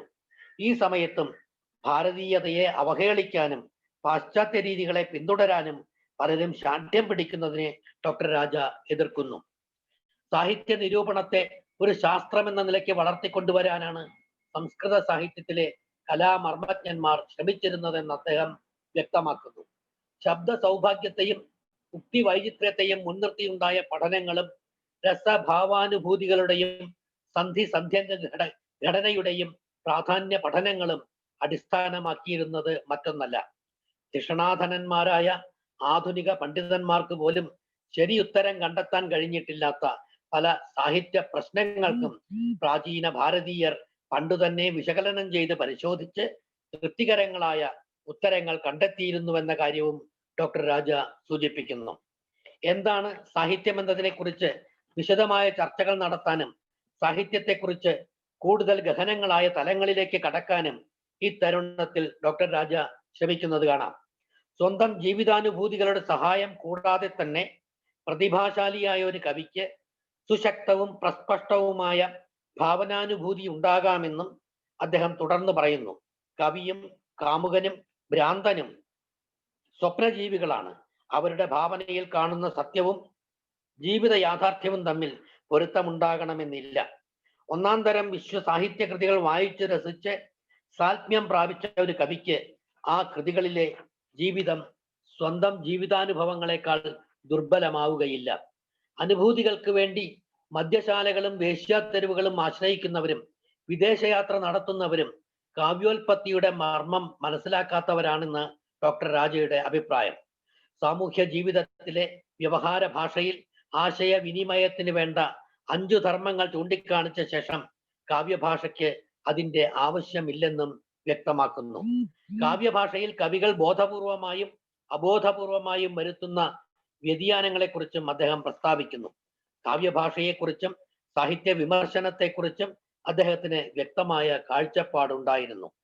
ജനസാമാന്യത്തിന്റെ വ്യവഹാര ഭാഷയിൽ നിന്ന് എന്തോ ഒരു വ്യതിയാനം കാവ്യഭാഷയ്ക്കുണ്ട് എന്നത് അനുഭവവേദ്യമായിരിക്കെ ആ ഭാഷയെ സമീപിക്കുമ്പോൾ വേണ്ടത്ര മുൻകരുതലുകൾ ആവശ്യമാണ് എന്ന് അദ്ദേഹം വ്യക്തമാക്കുന്നു. കാവ്യത്തെക്കുറിച്ച് സംസ്കൃത ആചാര്യന്മാരുടെ വീക്ഷണങ്ങളുടെയും അഭിപ്രായങ്ങളുടെയും പശ്ചാത്തലത്തിൽ സംസ്കൃതത്തിലെയും മലയാളത്തിലെയും നിരവധി കവിതകൾ ഉദാഹരണങ്ങളായി ഉദ്ധരിച്ച് എന്താണ് കവിതയെന്ന് മനസ്സിലാക്കി തരാൻ ഡോക്ടർ രാജ ശ്രമിക്കുന്നു. അദ്ദേഹത്തിന്റെ വാക്കുകൾ ശ്രദ്ധിക്കുക. നിത്യനൂതനത്വമാണ് ഉത്തമ കാവ്യത്തിന്റെ വ്യക്തിമുദ്ര. ഒരു കാവ്യം സമഗ്രമായി എടുത്ത് പഠിച്ച് ഒന്നായിട്ട് വേണം വിലയിരുത്തുന്നത് എന്നും സന്ധി സന്ധ്യംഗ ഘടന ഇതിവൃത്തത്തെ സംബന്ധിച്ചും രസങ്ങളുടെ അംഗാംഗി ഭാവ ഘടന രസത്തെ സംബന്ധിച്ചും സശ്രദ്ധം സംഘടിപ്പിക്കണമെന്നും ആനന്ദവർദ്ധനാചാര്യരും കുന്തകനും മറ്റും ചൂണ്ടിക്കാണിച്ചിട്ടുണ്ട്. പ്രബന്ധത്തെ ഒന്നായി മൗലിക ഘടകമായി എടുത്താണ് സംസ്കൃത ആചാര്യന്മാർ നിരൂപണം ചെയ്തിരുന്നത് എന്നതിന് സംശയമില്ല. പ്രബന്ധത്തിന്റെ ജീവനും സൗന്ദര്യവും സർവവ്യാപിയാണെന്നും ഓരോ വിശദാംശങ്ങളിലും കവിയും സഹൃദയനും ശ്രദ്ധിക്കേണ്ടതാണെന്നും അവർ വ്യക്തമാക്കി. നമ്മുടെ സഹൃദയരായ സാഹിത്യ നിരൂപകന്മാർ ഈ പൈതൃകം ഏറ്റെടുത്ത് ഉപയോഗിക്കുമെങ്കിൽ മേൽക്കുമേൽ ഉയരുവാൻ കഴിയും. സാഹിത്യവും അതിനനുസരിച്ചുള്ള ഉത്കൃഷ്ടതയിലേക്ക് എത്തും. ഇത് പറയുമ്പോഴാണ് കവിയും സഹൃദയനും എങ്ങനെയായിരിക്കണമെന്ന ചിന്ത ഉയരുന്നത്. കവിയും സഹൃദയനും തമ്മിൽ സംവാദമുണ്ടാകുമ്പോൾ മാത്രമാണ് കവിത സാർത്ഥകമാകുന്നത് എന്ന് അദ്ദേഹം തുറന്നു പറയുന്നു. സരസ്വത്യാസ്തത്വം കവി സഹൃദയാഖ്യം വിജയത്തെ എന്ന വാക്യം ഉദ്ധരിക്കുകയും ചെയ്യുന്നു. വക്താവും ശ്രോതാവും തമ്മിൽ സംവാദമുണ്ടാകുമ്പോഴേ ഭാഷയും സാർത്ഥകമാവുകയുള്ളൂ. ഇത് വൈദിക കാലം മുതൽക്കേ നിലനിന്നു വരുന്ന വിശ്വാസവും തത്വവുമാണ്. ജീവിതാനുഭൂതി തന്നെയാണ് കലാനുഭൂതിക്കുള്ള അസംസ്കൃത വസ്തു. ഭാവനാനുഭൂതിയുടെ സഹായത്തോടെ ജീവിതാനുഭൂതി കലാനുഭൂതിയായി കവിയിൽ പരിണമിക്കുന്നു. ആവിഷ്കരണ സാമർഥ്യമില്ലാത്ത ആസ്വാദകൻ അത് കണ്ടെത്തുന്നു, ആസ്വദിക്കുന്നു. ഈ പരിണാമ പ്രക്രിയയെ ഭാഷയുടെ ചായം കൊണ്ട് മനോഹരമായി വരച്ചു കാണിക്കുന്നതിലാണ് കവിയുടെ അല്ലെങ്കിൽ സാഹിത്യകാരന്റെ മികവ് പ്രകടമാകുന്നത്.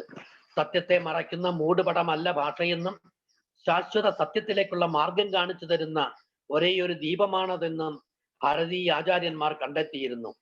ഭാഷാ പഠനത്തിൽ സ്വീകരിക്കേണ്ട ശ്രദ്ധയും അതിൻ്റെ രീതികളും അതിൻ്റെ ആവശ്യകതയും അദ്ദേഹം വ്യക്തമാക്കുന്നു. കവിക്കുണ്ടായതുപോലെ കലാസൗന്ദര്യാനുഭൂതി വായനക്കാരനിൽ ഉണ്ടാകണമെങ്കിൽ വായനക്കാരനും കവിയെപ്പോലെ ഭാഷാ മർമ്മജ്ഞനും സാഹിത്യ രസികനുമായ സഹൃദയനായിരിക്കണം. ഭാഷാ പാണ്ഡിത്യമില്ലായ്മയും നല്ല സാഹിത്യകൃതികളോടുള്ള പരിചയക്കുറവും കവിതാസ്വാദനത്തിന് തടസ്സം സൃഷ്ടിക്കുക തന്നെ ചെയ്യും. ജന്മസിദ്ധം മാത്രമല്ല ഈ കഴിവെന്ന് സാരം. ആസ്വാദകനും അഭ്യാസ പ്രക്രിയ ആവശ്യമാണെന്നും അർത്ഥം. ഭാരതീയ കലകളുടെ ജീവനായ രസത്തെക്കുറിച്ച് പറഞ്ഞുകൊണ്ടാണ് അദ്ദേഹം ഈ ചിന്തകൾക്ക് താൽക്കാലികമായ വിരാമമിടുന്നത്. പതഞ്ജലിയും രസികോ നടഹ എന്ന പ്രയോഗവും അദ്ദേഹം അനുസ്മരിക്കുന്നു. രസം സ്വതതേ നടഹ എന്ന ശാർഗദേവന്റെ രസഗംഗാധരത്തിലെ പ്രയോഗവും അഭിനവഗുപ്തന്റെ ഗുരുനാഥനായ ഭട്ടതൗതന്റെ സമാനാനുഭവം ഉണ്ടാകുന്നത് എങ്ങനെയെന്ന വിവരണവും ഇവയെക്കുറിച്ചുള്ള വാദപ്രതിവാദങ്ങളും സാമാന്യം വിശദമായി തന്നെ സ്വോദാഹരണം വിവരിക്കാൻ ഡോക്ടർ കുഞ്ചൻ രാജ തയ്യാറാവുന്നുണ്ട്. രസികൻ, ആസ്വാദകൻ, സഹൃദയൻ എന്നീ പദങ്ങളോടൊപ്പം തന്നെ നിരൂപകൻ, വിമർശകൻ എന്നീ പദങ്ങളെക്കുറിച്ചും അദ്ദേഹം വിവരിക്കുന്നു. കവികൾക്ക് എങ്ങനെ നല്ല കവിതകൾ എഴുതണമെന്ന് പറഞ്ഞു കൊടുക്കാനും സാമാന്യ ജനങ്ങൾക്ക് എങ്ങനെ കവിത ആസ്വദിക്കണമെന്ന് വ്യക്തമാക്കി കൊടുക്കാനുമാണ് തന്റെ പ്രയത്നമെന്ന് ആനന്ദവർദ്ധനാചാര്യർ ധ്വന്യാലോകത്തിൽ പറയുന്നു എന്നും അദ്ദേഹം പറഞ്ഞു വെക്കുന്നു. വ്യാഖ്യാതാക്കൾ സാഹിത്യ ശാസ്ത്രജ്ഞരും ഭാഷാശാസ്ത്രജ്ഞരും നിരൂപകരുമാണ്. കാവ്യം ശാസ്ത്രീയമായി വിശകലനം ചെയ്ത് വിലയിരുത്തുവാനുള്ള വ്യഗ്രതയിൽ ചിലപ്പോൾ കവിതയുടെ ജീവൻ തികച്ചും കാണാതെ പോയെന്ന് വരാം. കാവ്യം വിശകലനം ചെയ്ത് പഠിച്ചാൽ മാത്രം പോരാ, സമഗ്രമായി വിലയിരുത്തുകയും വേണമെന്ന് ആചാര്യന്മാർ ഊന്നിപ്പറയുന്നത് അതുകൊണ്ടാണ്. ഭാഷയുടെ ശാസ്ത്രീയമായ പഠനങ്ങളും സാഹിത്യത്തിന്റെ പഠനങ്ങളും അനിവാര്യങ്ങളാണെന്നും അവയിൽ ഇന്നത്തെ വിദ്യാർത്ഥികൾ ശ്രദ്ധാലുക്കളാകേണ്ടത് ആവശ്യമാണെന്നും ഡോക്ടർ രാജ പറയുന്നു. ദക്ഷിണാശാലിയും മഹർഷി തുല്യനുമായ ഡോക്ടർ കുഞ്ഞുണ്ണി രാജാവിന്റെ സ്മരണയ്ക്ക് മുമ്പിൽ ആദരാഞ്ജലികൾ അർപ്പിച്ചുകൊണ്ട് എനിക്കിവിടെ സംസാരിക്കാൻ അവസരം തന്നവർക്ക് ഒന്നുകൂടി നന്ദി രേഖപ്പെടുത്തിക്കൊണ്ട് ഞാൻ എൻ്റെ വാക്കുകൾ ഉപസംഹരിക്കുന്നു. നന്ദി, നമസ്കാരം.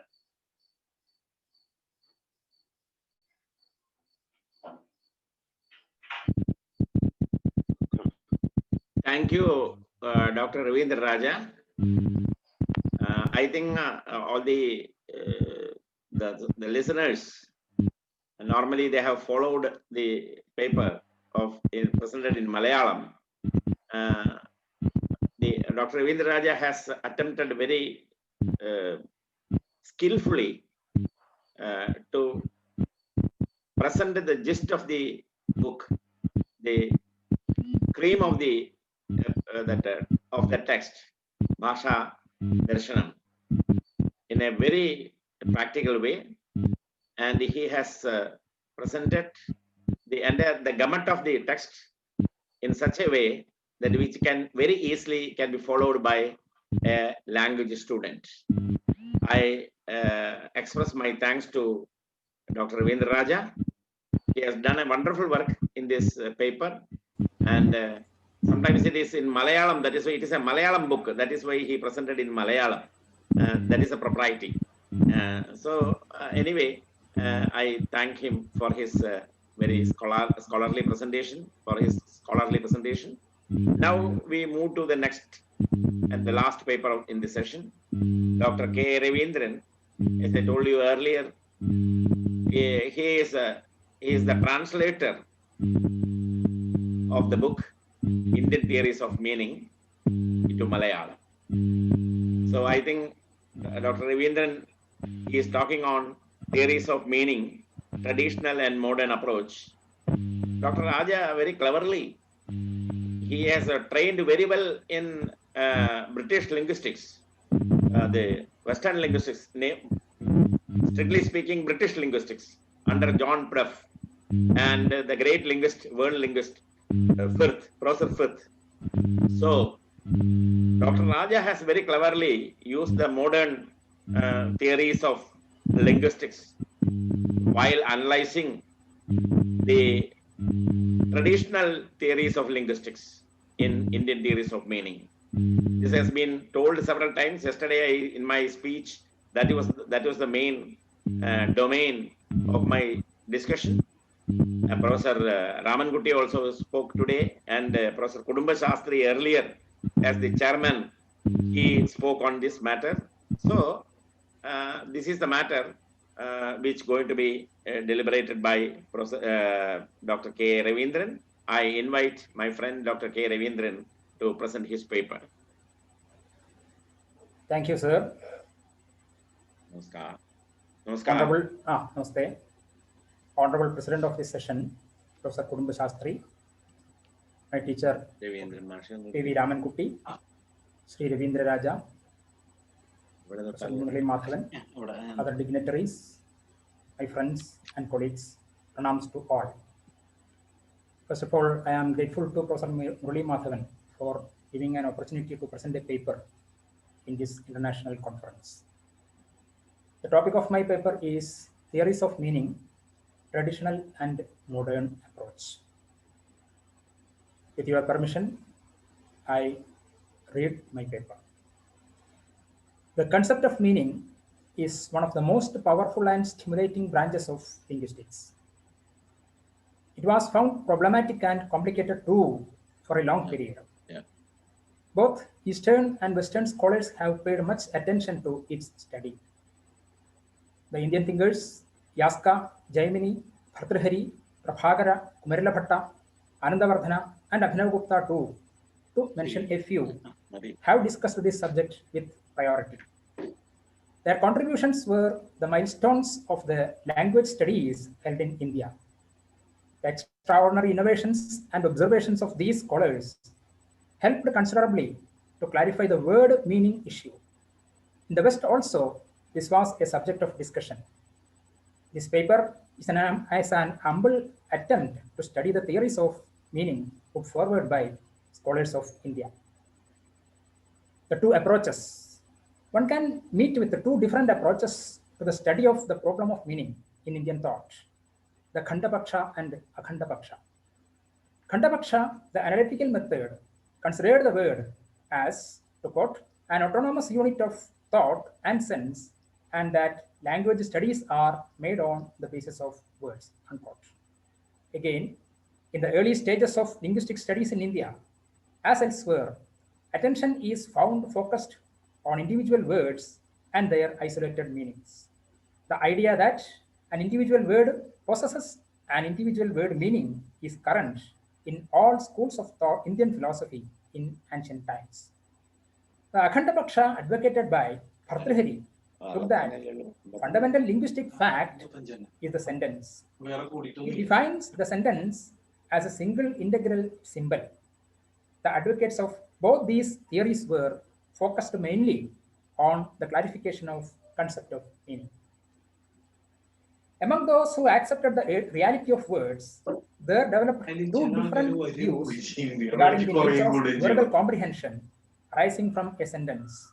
The Abhinaya theory put forward by some Nayayikas and Bhatta school of Mimamsakas, and the Nidabhidhana theory evolved by the Prabhakara school of Mimamsakas.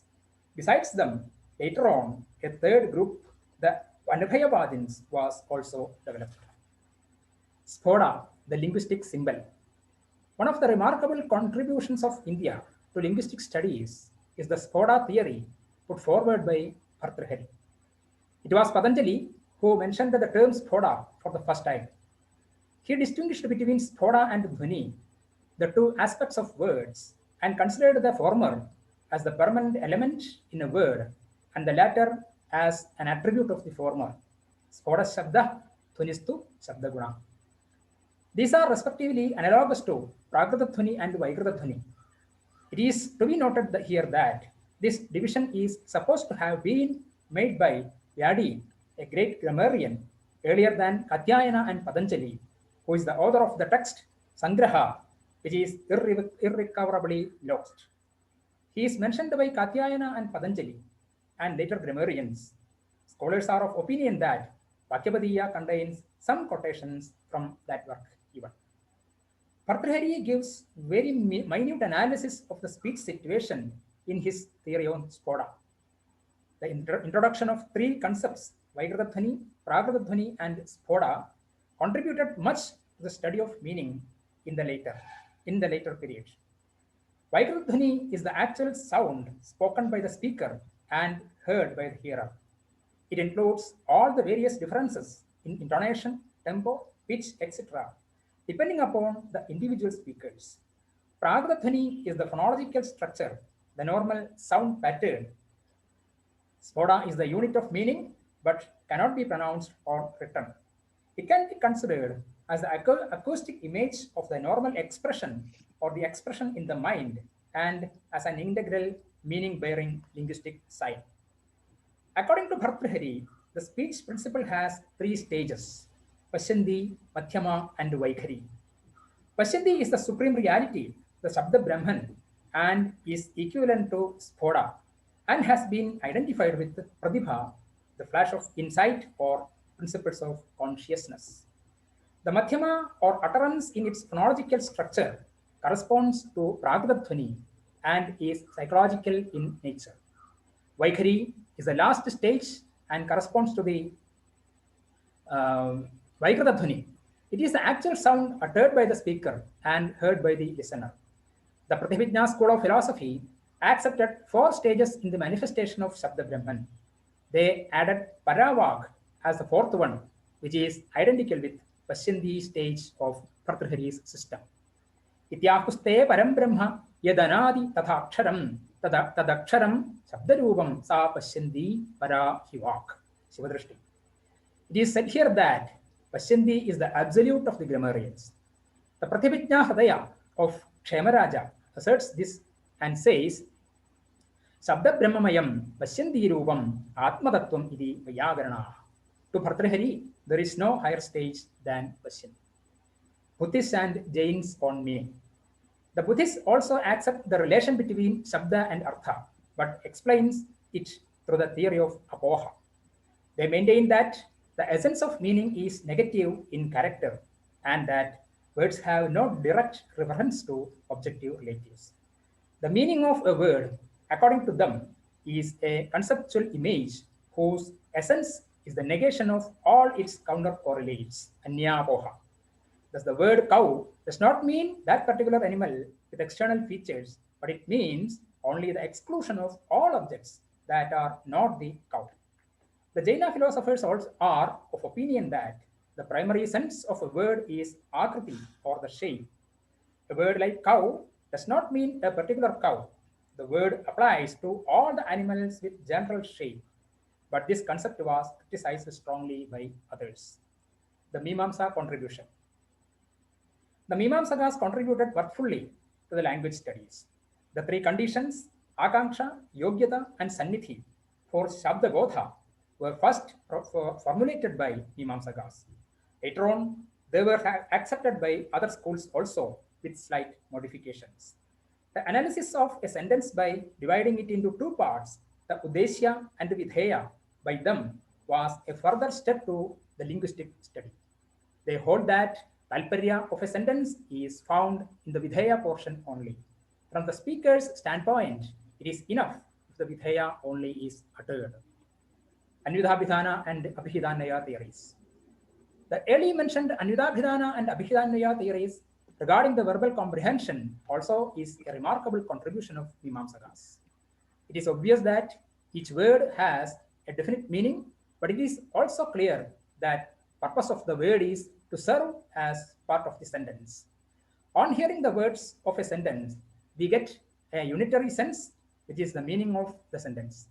The problem is whether this unitary sentence arises directly from the collection of the words or indirectly through the recollection of the meanings of the individual words, those comprise it. The Anvidabhidhana theory takes the former view, while the Abhidhanaya theory takes the latter. According to Anvidabhidhana theory, the sentence has a unitary meaning of its own. The constituent words possess meaning only as they are related to this unitary sentence meaning. Thus, in a sentence, bring the cow, the word cow means not the isolated concept of cowness, but cow as related to the action of bringing. Similarly, the word bring means the action of bringing in relation to the cow. The words give their own meaning and their syntactic relation to the other words in a sentence so that the sentence meaning is directly conveyed by the words themselves. They say that there is only one potency for words to express the meaning as related to the rest of the words. It is through recollection that one remembers the meanings of words, and this is by arousing the mental impressions of previous experiences of the use of the words. Thus, according to this theory, each word as it is being uttered contributes to the meaning of the sentence, which is revealed step by step, becoming clearer and clearer with the utterance of subsequent words. Abhinavagupta refers to the Anvidabhidhana theory and calls it as Dirghavyavaravada, as there is no limit to the extent of the meaning that an expression can convey according to this theory. The followers of Abhidhanvaya theory, the Bhattas, on the other hand, postulates that individual words have in themselves meaning which can be comprehended separately. On hearing a sentence, we have first an understanding of the separate meanings of the words, one after the other. Then by putting together these meanings according to the three factors, Aganksha, Yogyata, and Sannidhi, one can arrive at the meaning of the sentence. The meaning obtained by such an association of three factors brings some additional signification, which is distinct from the totality of the word meaning. This unified sentence meaning is known by different connotations such as Vakyartha, Samsarga, and Talparyartha. The Bhashya of Sabara on Sutra 1125 seems to refer to this theory. The primary meaning, Abhida. This is the conventional sense that is directly related to the word.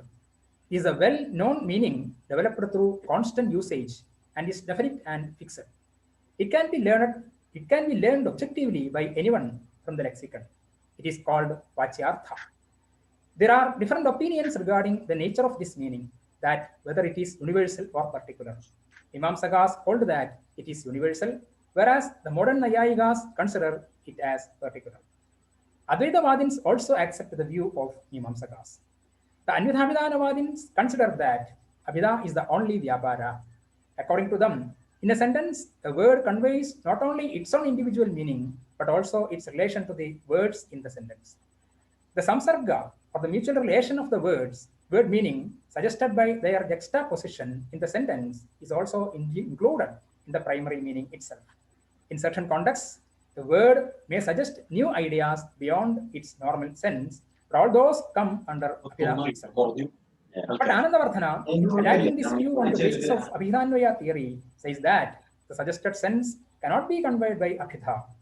The power of the primary meaning of a word is exhausted when its task is over. Padanihi swam artham abhidhaya nivritta vyaparani.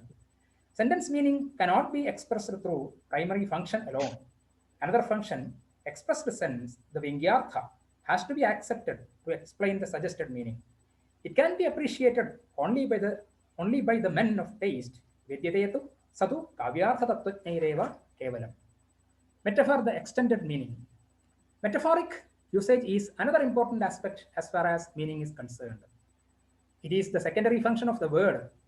It is known by different names such as Lakshana, Upachara, Gauni, and Bhakri. It is not directly understood from a word, but indirectly to the primary or normal meaning. It is a normal meaning that comes to the mind of the listener immediately on hearing a word. When this is found to be incompatible with the context, one goes to the secondary meaning. It provides the actual sense which is related to the normal one and which removes all incompatibilities in understanding the idea behind the word uttered. This transferred meaning is not got immediately and directly from the word, but only to the primary meaning. Thus, conditions for metaphor are one, inapplicability or unsuitability of primary meaning in the context. Second, some relation between the primary and actual referent of the word. And third, sanction for the transferred sense by proper usage or a definite motive justifying the transfer. The suggested sense, Dhvani. It was the Sphota theory developed by Bhartrhari that helped Anandavardhana to develop the Dhvani theory. He, in addition to the primary and secondary meanings, introduced a third potency of language, which is called the capacity to suggest a meaning other than its literal meaning. This capacity, suggestive power of language, is called Vyanjana. He says that utterances possess a literal meaning and can also convey a further meaning. The socio-cultural meaning includes everything other than the literal meaning. To him, the meaning not only includes information conveyed, but also emotions infused. He further said that, along with words and sentences, the contextual factors, the intonation, stress, and gesture are the indicators of full meaning of a sentence. In other words, both Vajagas and the Bodhagas form part of language. He omits many of the elements of speech activity since he is concerned only with the poetic language. According to him, between the literal and implied ideas, Vachyartha and Pratiyamanartha of poetry, the latter is more beautiful and depends on the whole poem, not merely on its parts. Pratiyamanam. The suggested sense can be of three types: an PD idea, a figure of speech, or an emotion. Yeah. This is the sole and most important element in poetry. It is not understood by those who know mere grammar and lexicon, but by those who have the taste to know the essence of poetry. Talparyartha, a separate vritti, which is already discussed by Professor KUTUMBA Shastri, even then a small paragraph. Abhinavakta was the first Alangariga who referred to the Talparya as a separate vritti. He accepts four distinct functions of words: Abhida, Talparya, Lakshana, and Vyanjana. According to him, the individual words by their function, primary function, refer only to the isolated word meanings in a sentence. The syntactic relation of these is conveyed by the Talparya Shakti of the words. It is the power of words to convey the syntactic relation among the various isolated word meanings. Bhoja accepts Talparya Vritti and divides it into three: expressed Vachya, implied Pradiyamana, and suggested Dhvani. In the case of verbal comprehension, he follows the path of the Anubhayavadins, which I have already mentioned, who rejects the both Anvidabhidana and Abhidhanvaya theories and prefer the third view, according to which words convey the sentence meaning by their cumulative effect or Samhatyakarida. The Nayayiga Jayanta Bhatta in Nyayamanjari attributes this cumulative effect to Talparya Shakti of words. As mentioned earlier, this Talparya Shakti is the same as the Samsarga Maryada accepted by Navya Nyaya school. Let me conclude my paper. Let me conclude this small paper by mentioning the names of some Indian scholars of modern period who took part in the discussion of on this topic. P.C. Chakravarti, through his two treatises, The Linguistic Speculation of the Hindus and Philosophy of Sanskrit Grammar, showed to the modern world a glimpse of the vast treasure of contribution of India to the linguistic problem. D.M. Datta, The Six Ways of Knowing, Jagannath Shah, Purvamimamsa in its sources, S.C. Chatterjee, The Nyaya Theory of Knowledge, V.A. Ramaswamy Shastri, Introduction to Tattvabindu, K.M. Sharma, Walk Before Pratyahari, B.H.H. Ingalls, Materials for the Study of Navya Nyaya Logic, Professor Siddheshwar Verma, The Etymologies of Yaska, B.K. Matilal, The Word and the World are some of them. Thus, India contributed enormously to the aspect of meaning. This is my small paper. Thanks to all. Thank you.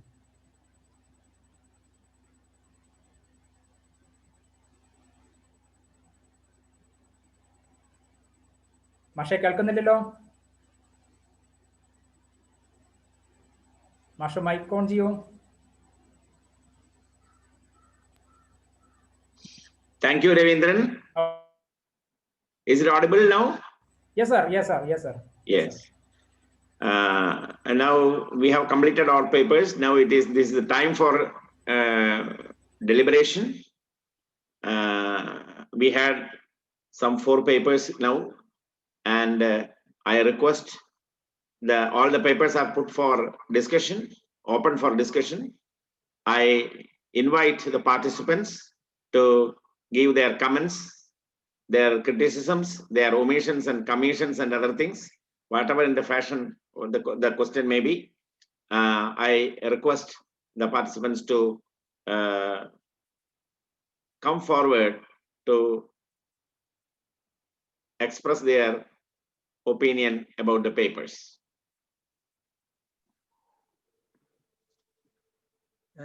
Can I add a word? Can I? Yes.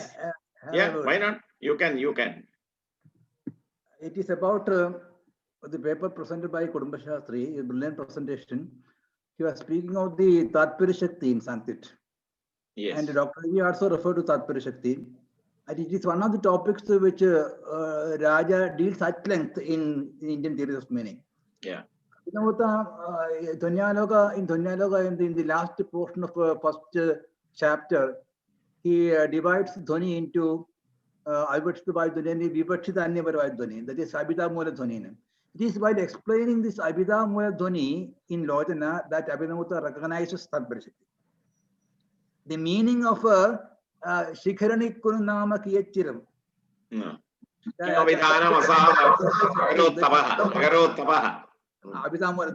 And in order to attain this meaning, suggestive meaning, it is obtained only by means of Tatparya Shakti, the meaning. Then only the suggested meaning will be obtained or can be obtained from this sloka. That you mean that Tatparya Shakti is a strong instrument for unveiling the Dhvani. There are scholars who do not recognize Tatparya Shakti. And that is another issue. Who do not know that it is a vritti at all, not a power of. But Abhinavata recognizes it because he takes pains. Abhinavata takes pains to explain the Abhidhamulatva of this particular sloka. It's very difficult. So he brings in is the Tatparya Shakti there in order to attain the suggested meaning. Of course, that is very simple. This is only one point I will and Dr. Ravi and Dr. KUTUMBA Shastri were effectively dealing with this. KUTUMBA Shastri especially were dealing with Tatparya Shakti, which Raja has dealt with at length in this theory of meaning. It's a very significant point in that book of theory of meaning. Thank you very much. Professor Ramankutty, actually there is the hot exchanges between Annidabhidhana Vadins and Abhidhana Vadins, and that is not going to end. Still there is in modern time in our group there is two groups very strong. Well, I have one. I am really beholden to Dr. Ramankutty Saab's very good remarks. Yes, Raja also discusses all these points. That's what I attempted to place forth. With regard to Anvita Abhidhana and Abhitanvayavada, the crux of the problem is, according to me, both are valid in their place. Yeah. With regard to the first learning of any language, that is a child when child grasps his or her mother tongue. Yeah. Anvita Abhidhana holds better than Anvita Abhitanvaya. Whereas once you understand the language through Anvita Abhidhana, Abhitanvayavada holds good to explain the whole thing. Therefore, my submission and my observation with regard to these two very ferociously fighting theories, Prabhakaras and Bhattas never yield to others. But in my sincere point of view, when I paid some attention, I wrote something elsewhere. I think that these two theories are mutually complementary. Complementary, especially with regard to the new language learning and the second language learning. Anvita Abhidhana holds good. Never Abhitanvayavada can replace it. And after learning the language, once you learn 3-4 years, the child learns the language. Then there is no big need of Anvita Abhidhana, it is only Abhitanvaya. If we take like that, I think at least I took it in my mind, right or wrong. Thank you. Yes. Any other comments? I wish I express for some time, because it is all full. Kutty Sahab's presentation is more on modern linguistics, with which I have not really, I do not know anything there to say, Sasar and all that. But anyway, I followed what he presented, whereas Ravindran Sahab has really gleaned through the whole of Indian theories of meanings in a very systematic way. I compliment Mr. Ravindran and his insightful thought on Sphota as well as other theories and all that. I felt happy. Thank you. Yeah. So, what shall we do now? Any more questions? Any more questions? The participants, please, if they want to raise any question, this is the time.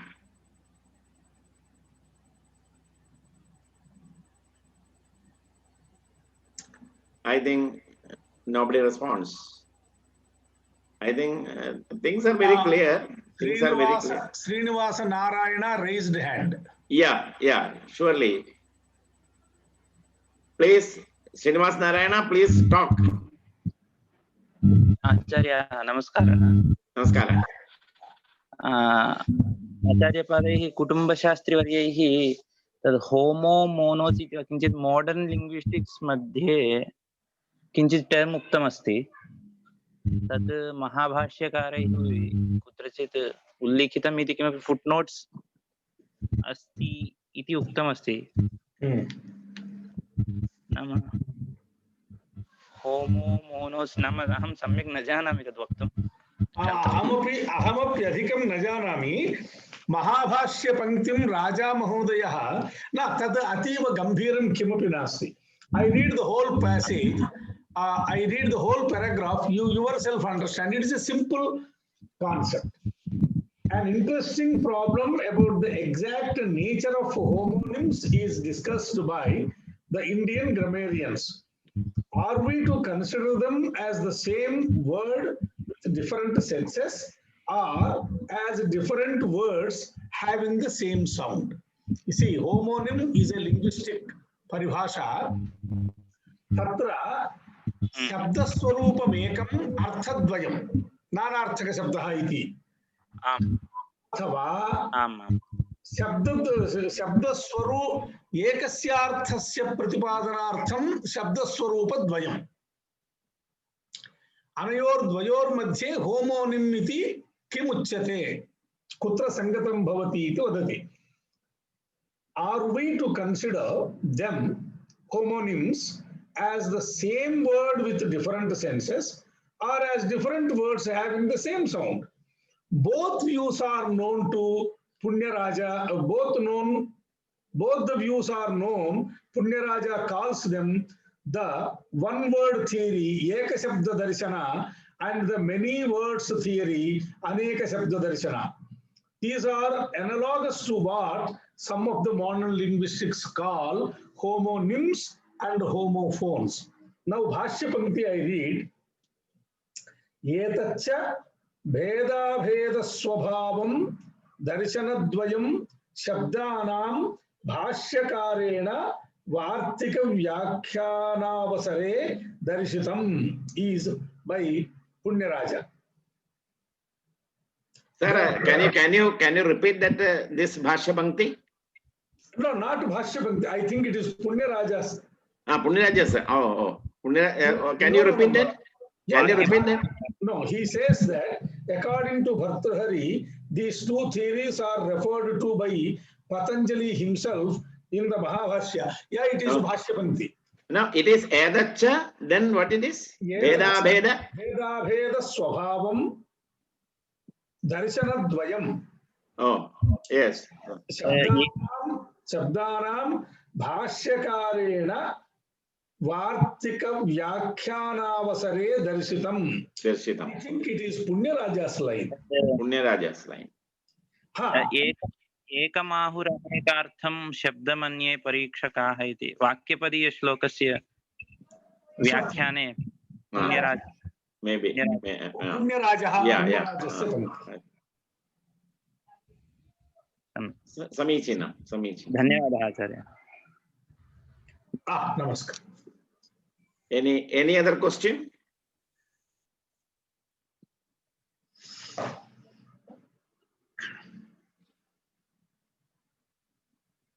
Some people, they have some Wi-Fi problems. Yeah. They have given message to us that because of Wi-Fi they cannot ask questions. So let it be. Anyway, if this is over, we will switch over this session. And Professor Ravindran, if you want to say something. No, sir, please. Let us conclude. I think I forgot to tell one thing about Professor Kutumba Shastriji. That about Rajaprabha Puraskar, that is already I told you in between. But there is a great Sangeetajna in him. He's a very good musician. Whenever I meet, I want to at least to get. I heard he reciting Smrtapi Tarunatapam Karunaya Harandinranam.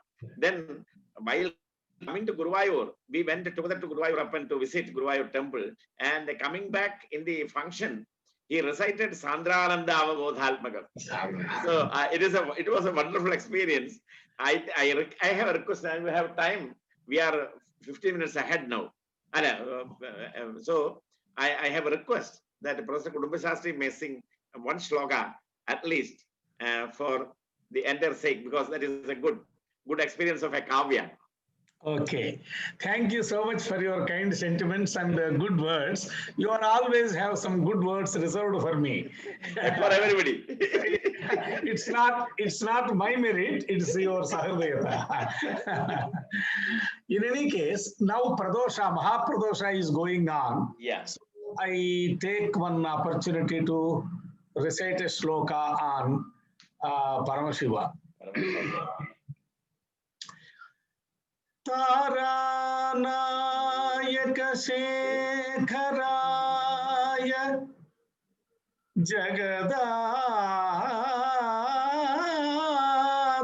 जगदाधाराय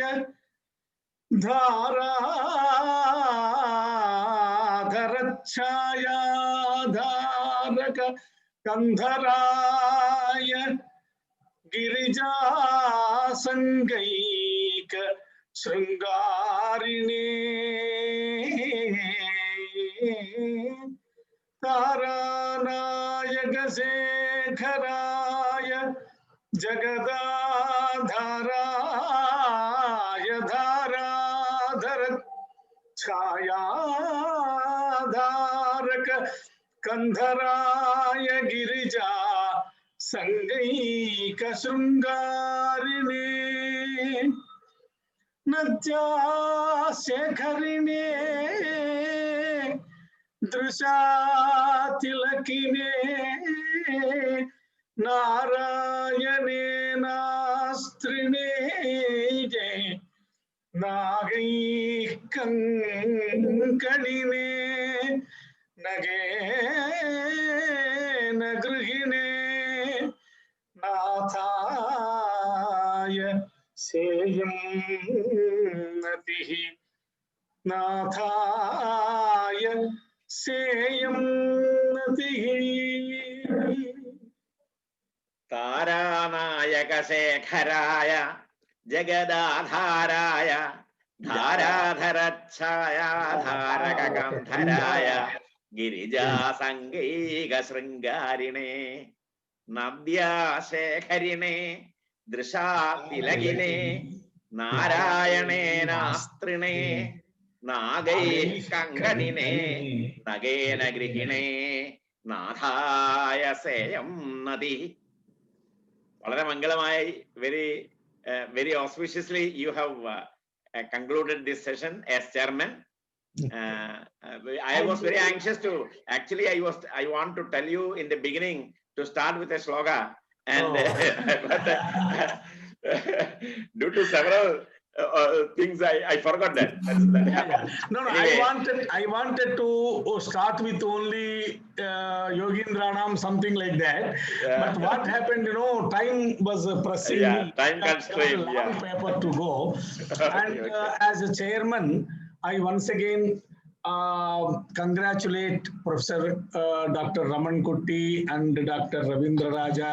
I followed his complete presentation. It was in Malayalam. It is full of Sanskritized Malayalam. I was able to follow it.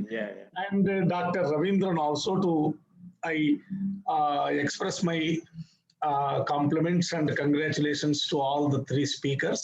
And as well as I express my great indebtedness to the Kunjunni Raja Institute of Indological Research for giving me this opportunity. Not first time, many in the series of opportunities to participate in their functions, and especially to Rajendran sir, Girishan sir, Girish. Raja's son. Raja's son, and Girishan sir, and also Professor Murali Madhavan, especially because of whom I am associated with it, I must say it, because of our friendship. And to all those my when I saw yesterday the list of names and some of the participants' names as well as some pictures on the screen, I felt that I am in Mylapore today. Somewhere in Mylapore, because it is a big, the Raja's students are numerous, very big number, because he was professor there in Madras Sanskrit, Madras University for so many decades. He has got good number of students, and every one of his student is very worthy of his knowledge and his contribution to Sanskrit. C.S. Radhakrishnan and several others I was able to see yesterday. And then I felt that I am at home, because I was closely associated with Madras during my formative years. You are nostalgic. Very nostalgic, because I wanted to say, Rajas, you see, Raghavan Saab, once he enters into his room, nobody bothers that he will not come out of the room till the evening. But Raja Saab will be coming every 10-15 minutes, only 2 rooms, from his chamber to library room and library room to his chamber. I saw him several times walking, and nobody used to bother about seeing him, because the students will be loitering in the corridors and all that. Nobody is scared of Raja sir. The reason is his eyes are always, his sight falls on us, but we are not seen by him, because he is in, always he is in his prapancha. He comes from very fast from his room and goes to library room, and we do not know what he does. 10-15 minutes he will be there, and again going back to his room. Somehow, I was also on the corridors waiting for Dr. Raghavan to meet to Dr. Raghavan and all that, and also my friends. So many nostalgic experiences are with Professor Raja. When I first made a public speech on account of invitation by Dr. Raghavan himself, but not, it is a very unforeseen invitation. Under very unforeseen circumstances, Professor Raghavan has been compelled to ask me to present a paper. I'm not his choice, I know that. I know that there is a big background. But to my great good fortune, it was Kalidas CNP, and the KSRI hall is full of stalwarts. In those days, in 70s, that is 70s, Mylapore and either Vivekananda College, their university, Pacheppa's college, everywhere scholars and scholars and scholars. All of them have assembled, and I had a good presentation. And Raghavan sir himself spoke about presentation for a long time on that day. Good fortune. But till then, I never had any word with Raja sir. Actually, we were seeing each other, but I never had any acquaintance with him. On that day, Raja sir waited and congratulated me before he left. You see his greatness. Magnanimity. I was a student. So magnanimous he was. I was a student of Madras Sanskrit College, and he is a senior professor. Oh, what a wonderful scholar he is. Namaskar. Anyway, thank you all for giving me this great opportunity. We all are very happy that we got a very good galaxy of scholars we could invite to participate in various sessions. And all the sessions are directly related to Professor Raja, because Professor Raja's areas of interest we have selected, and we have such fields only we have fixed. So we are thankful to one and all, Professor Kuttumba Shastri, Professor RAMANKUTTY, Dr. Ravindra Raja, Dr. Ravindran, and all those who assembled here, the participants. I express my thanks to one and all. And I request that our participants should attend the evening session, that means night session from 7 to 9. We will be having the session on textual criticism. On studies in linguistics. So it starts at 7, exactly at 7 p.m. up to 9 p.m. I request all participants to come and participate enthusiastically. And with these words, I beg to remain. And thank you, one and all. I am closing this session. Thank you. Thank you, sir. Sound മാത്രം of ചെയ്താൽ മതി. On ചെയ്തിരുന്നോളാം. അല്ല, ഒന്നും of ചെയ്യണ്ട. ഒന്നും of ചെയ്യണ്ട. മാഷക്ക് ഇവിടെ ഇരിക്കുക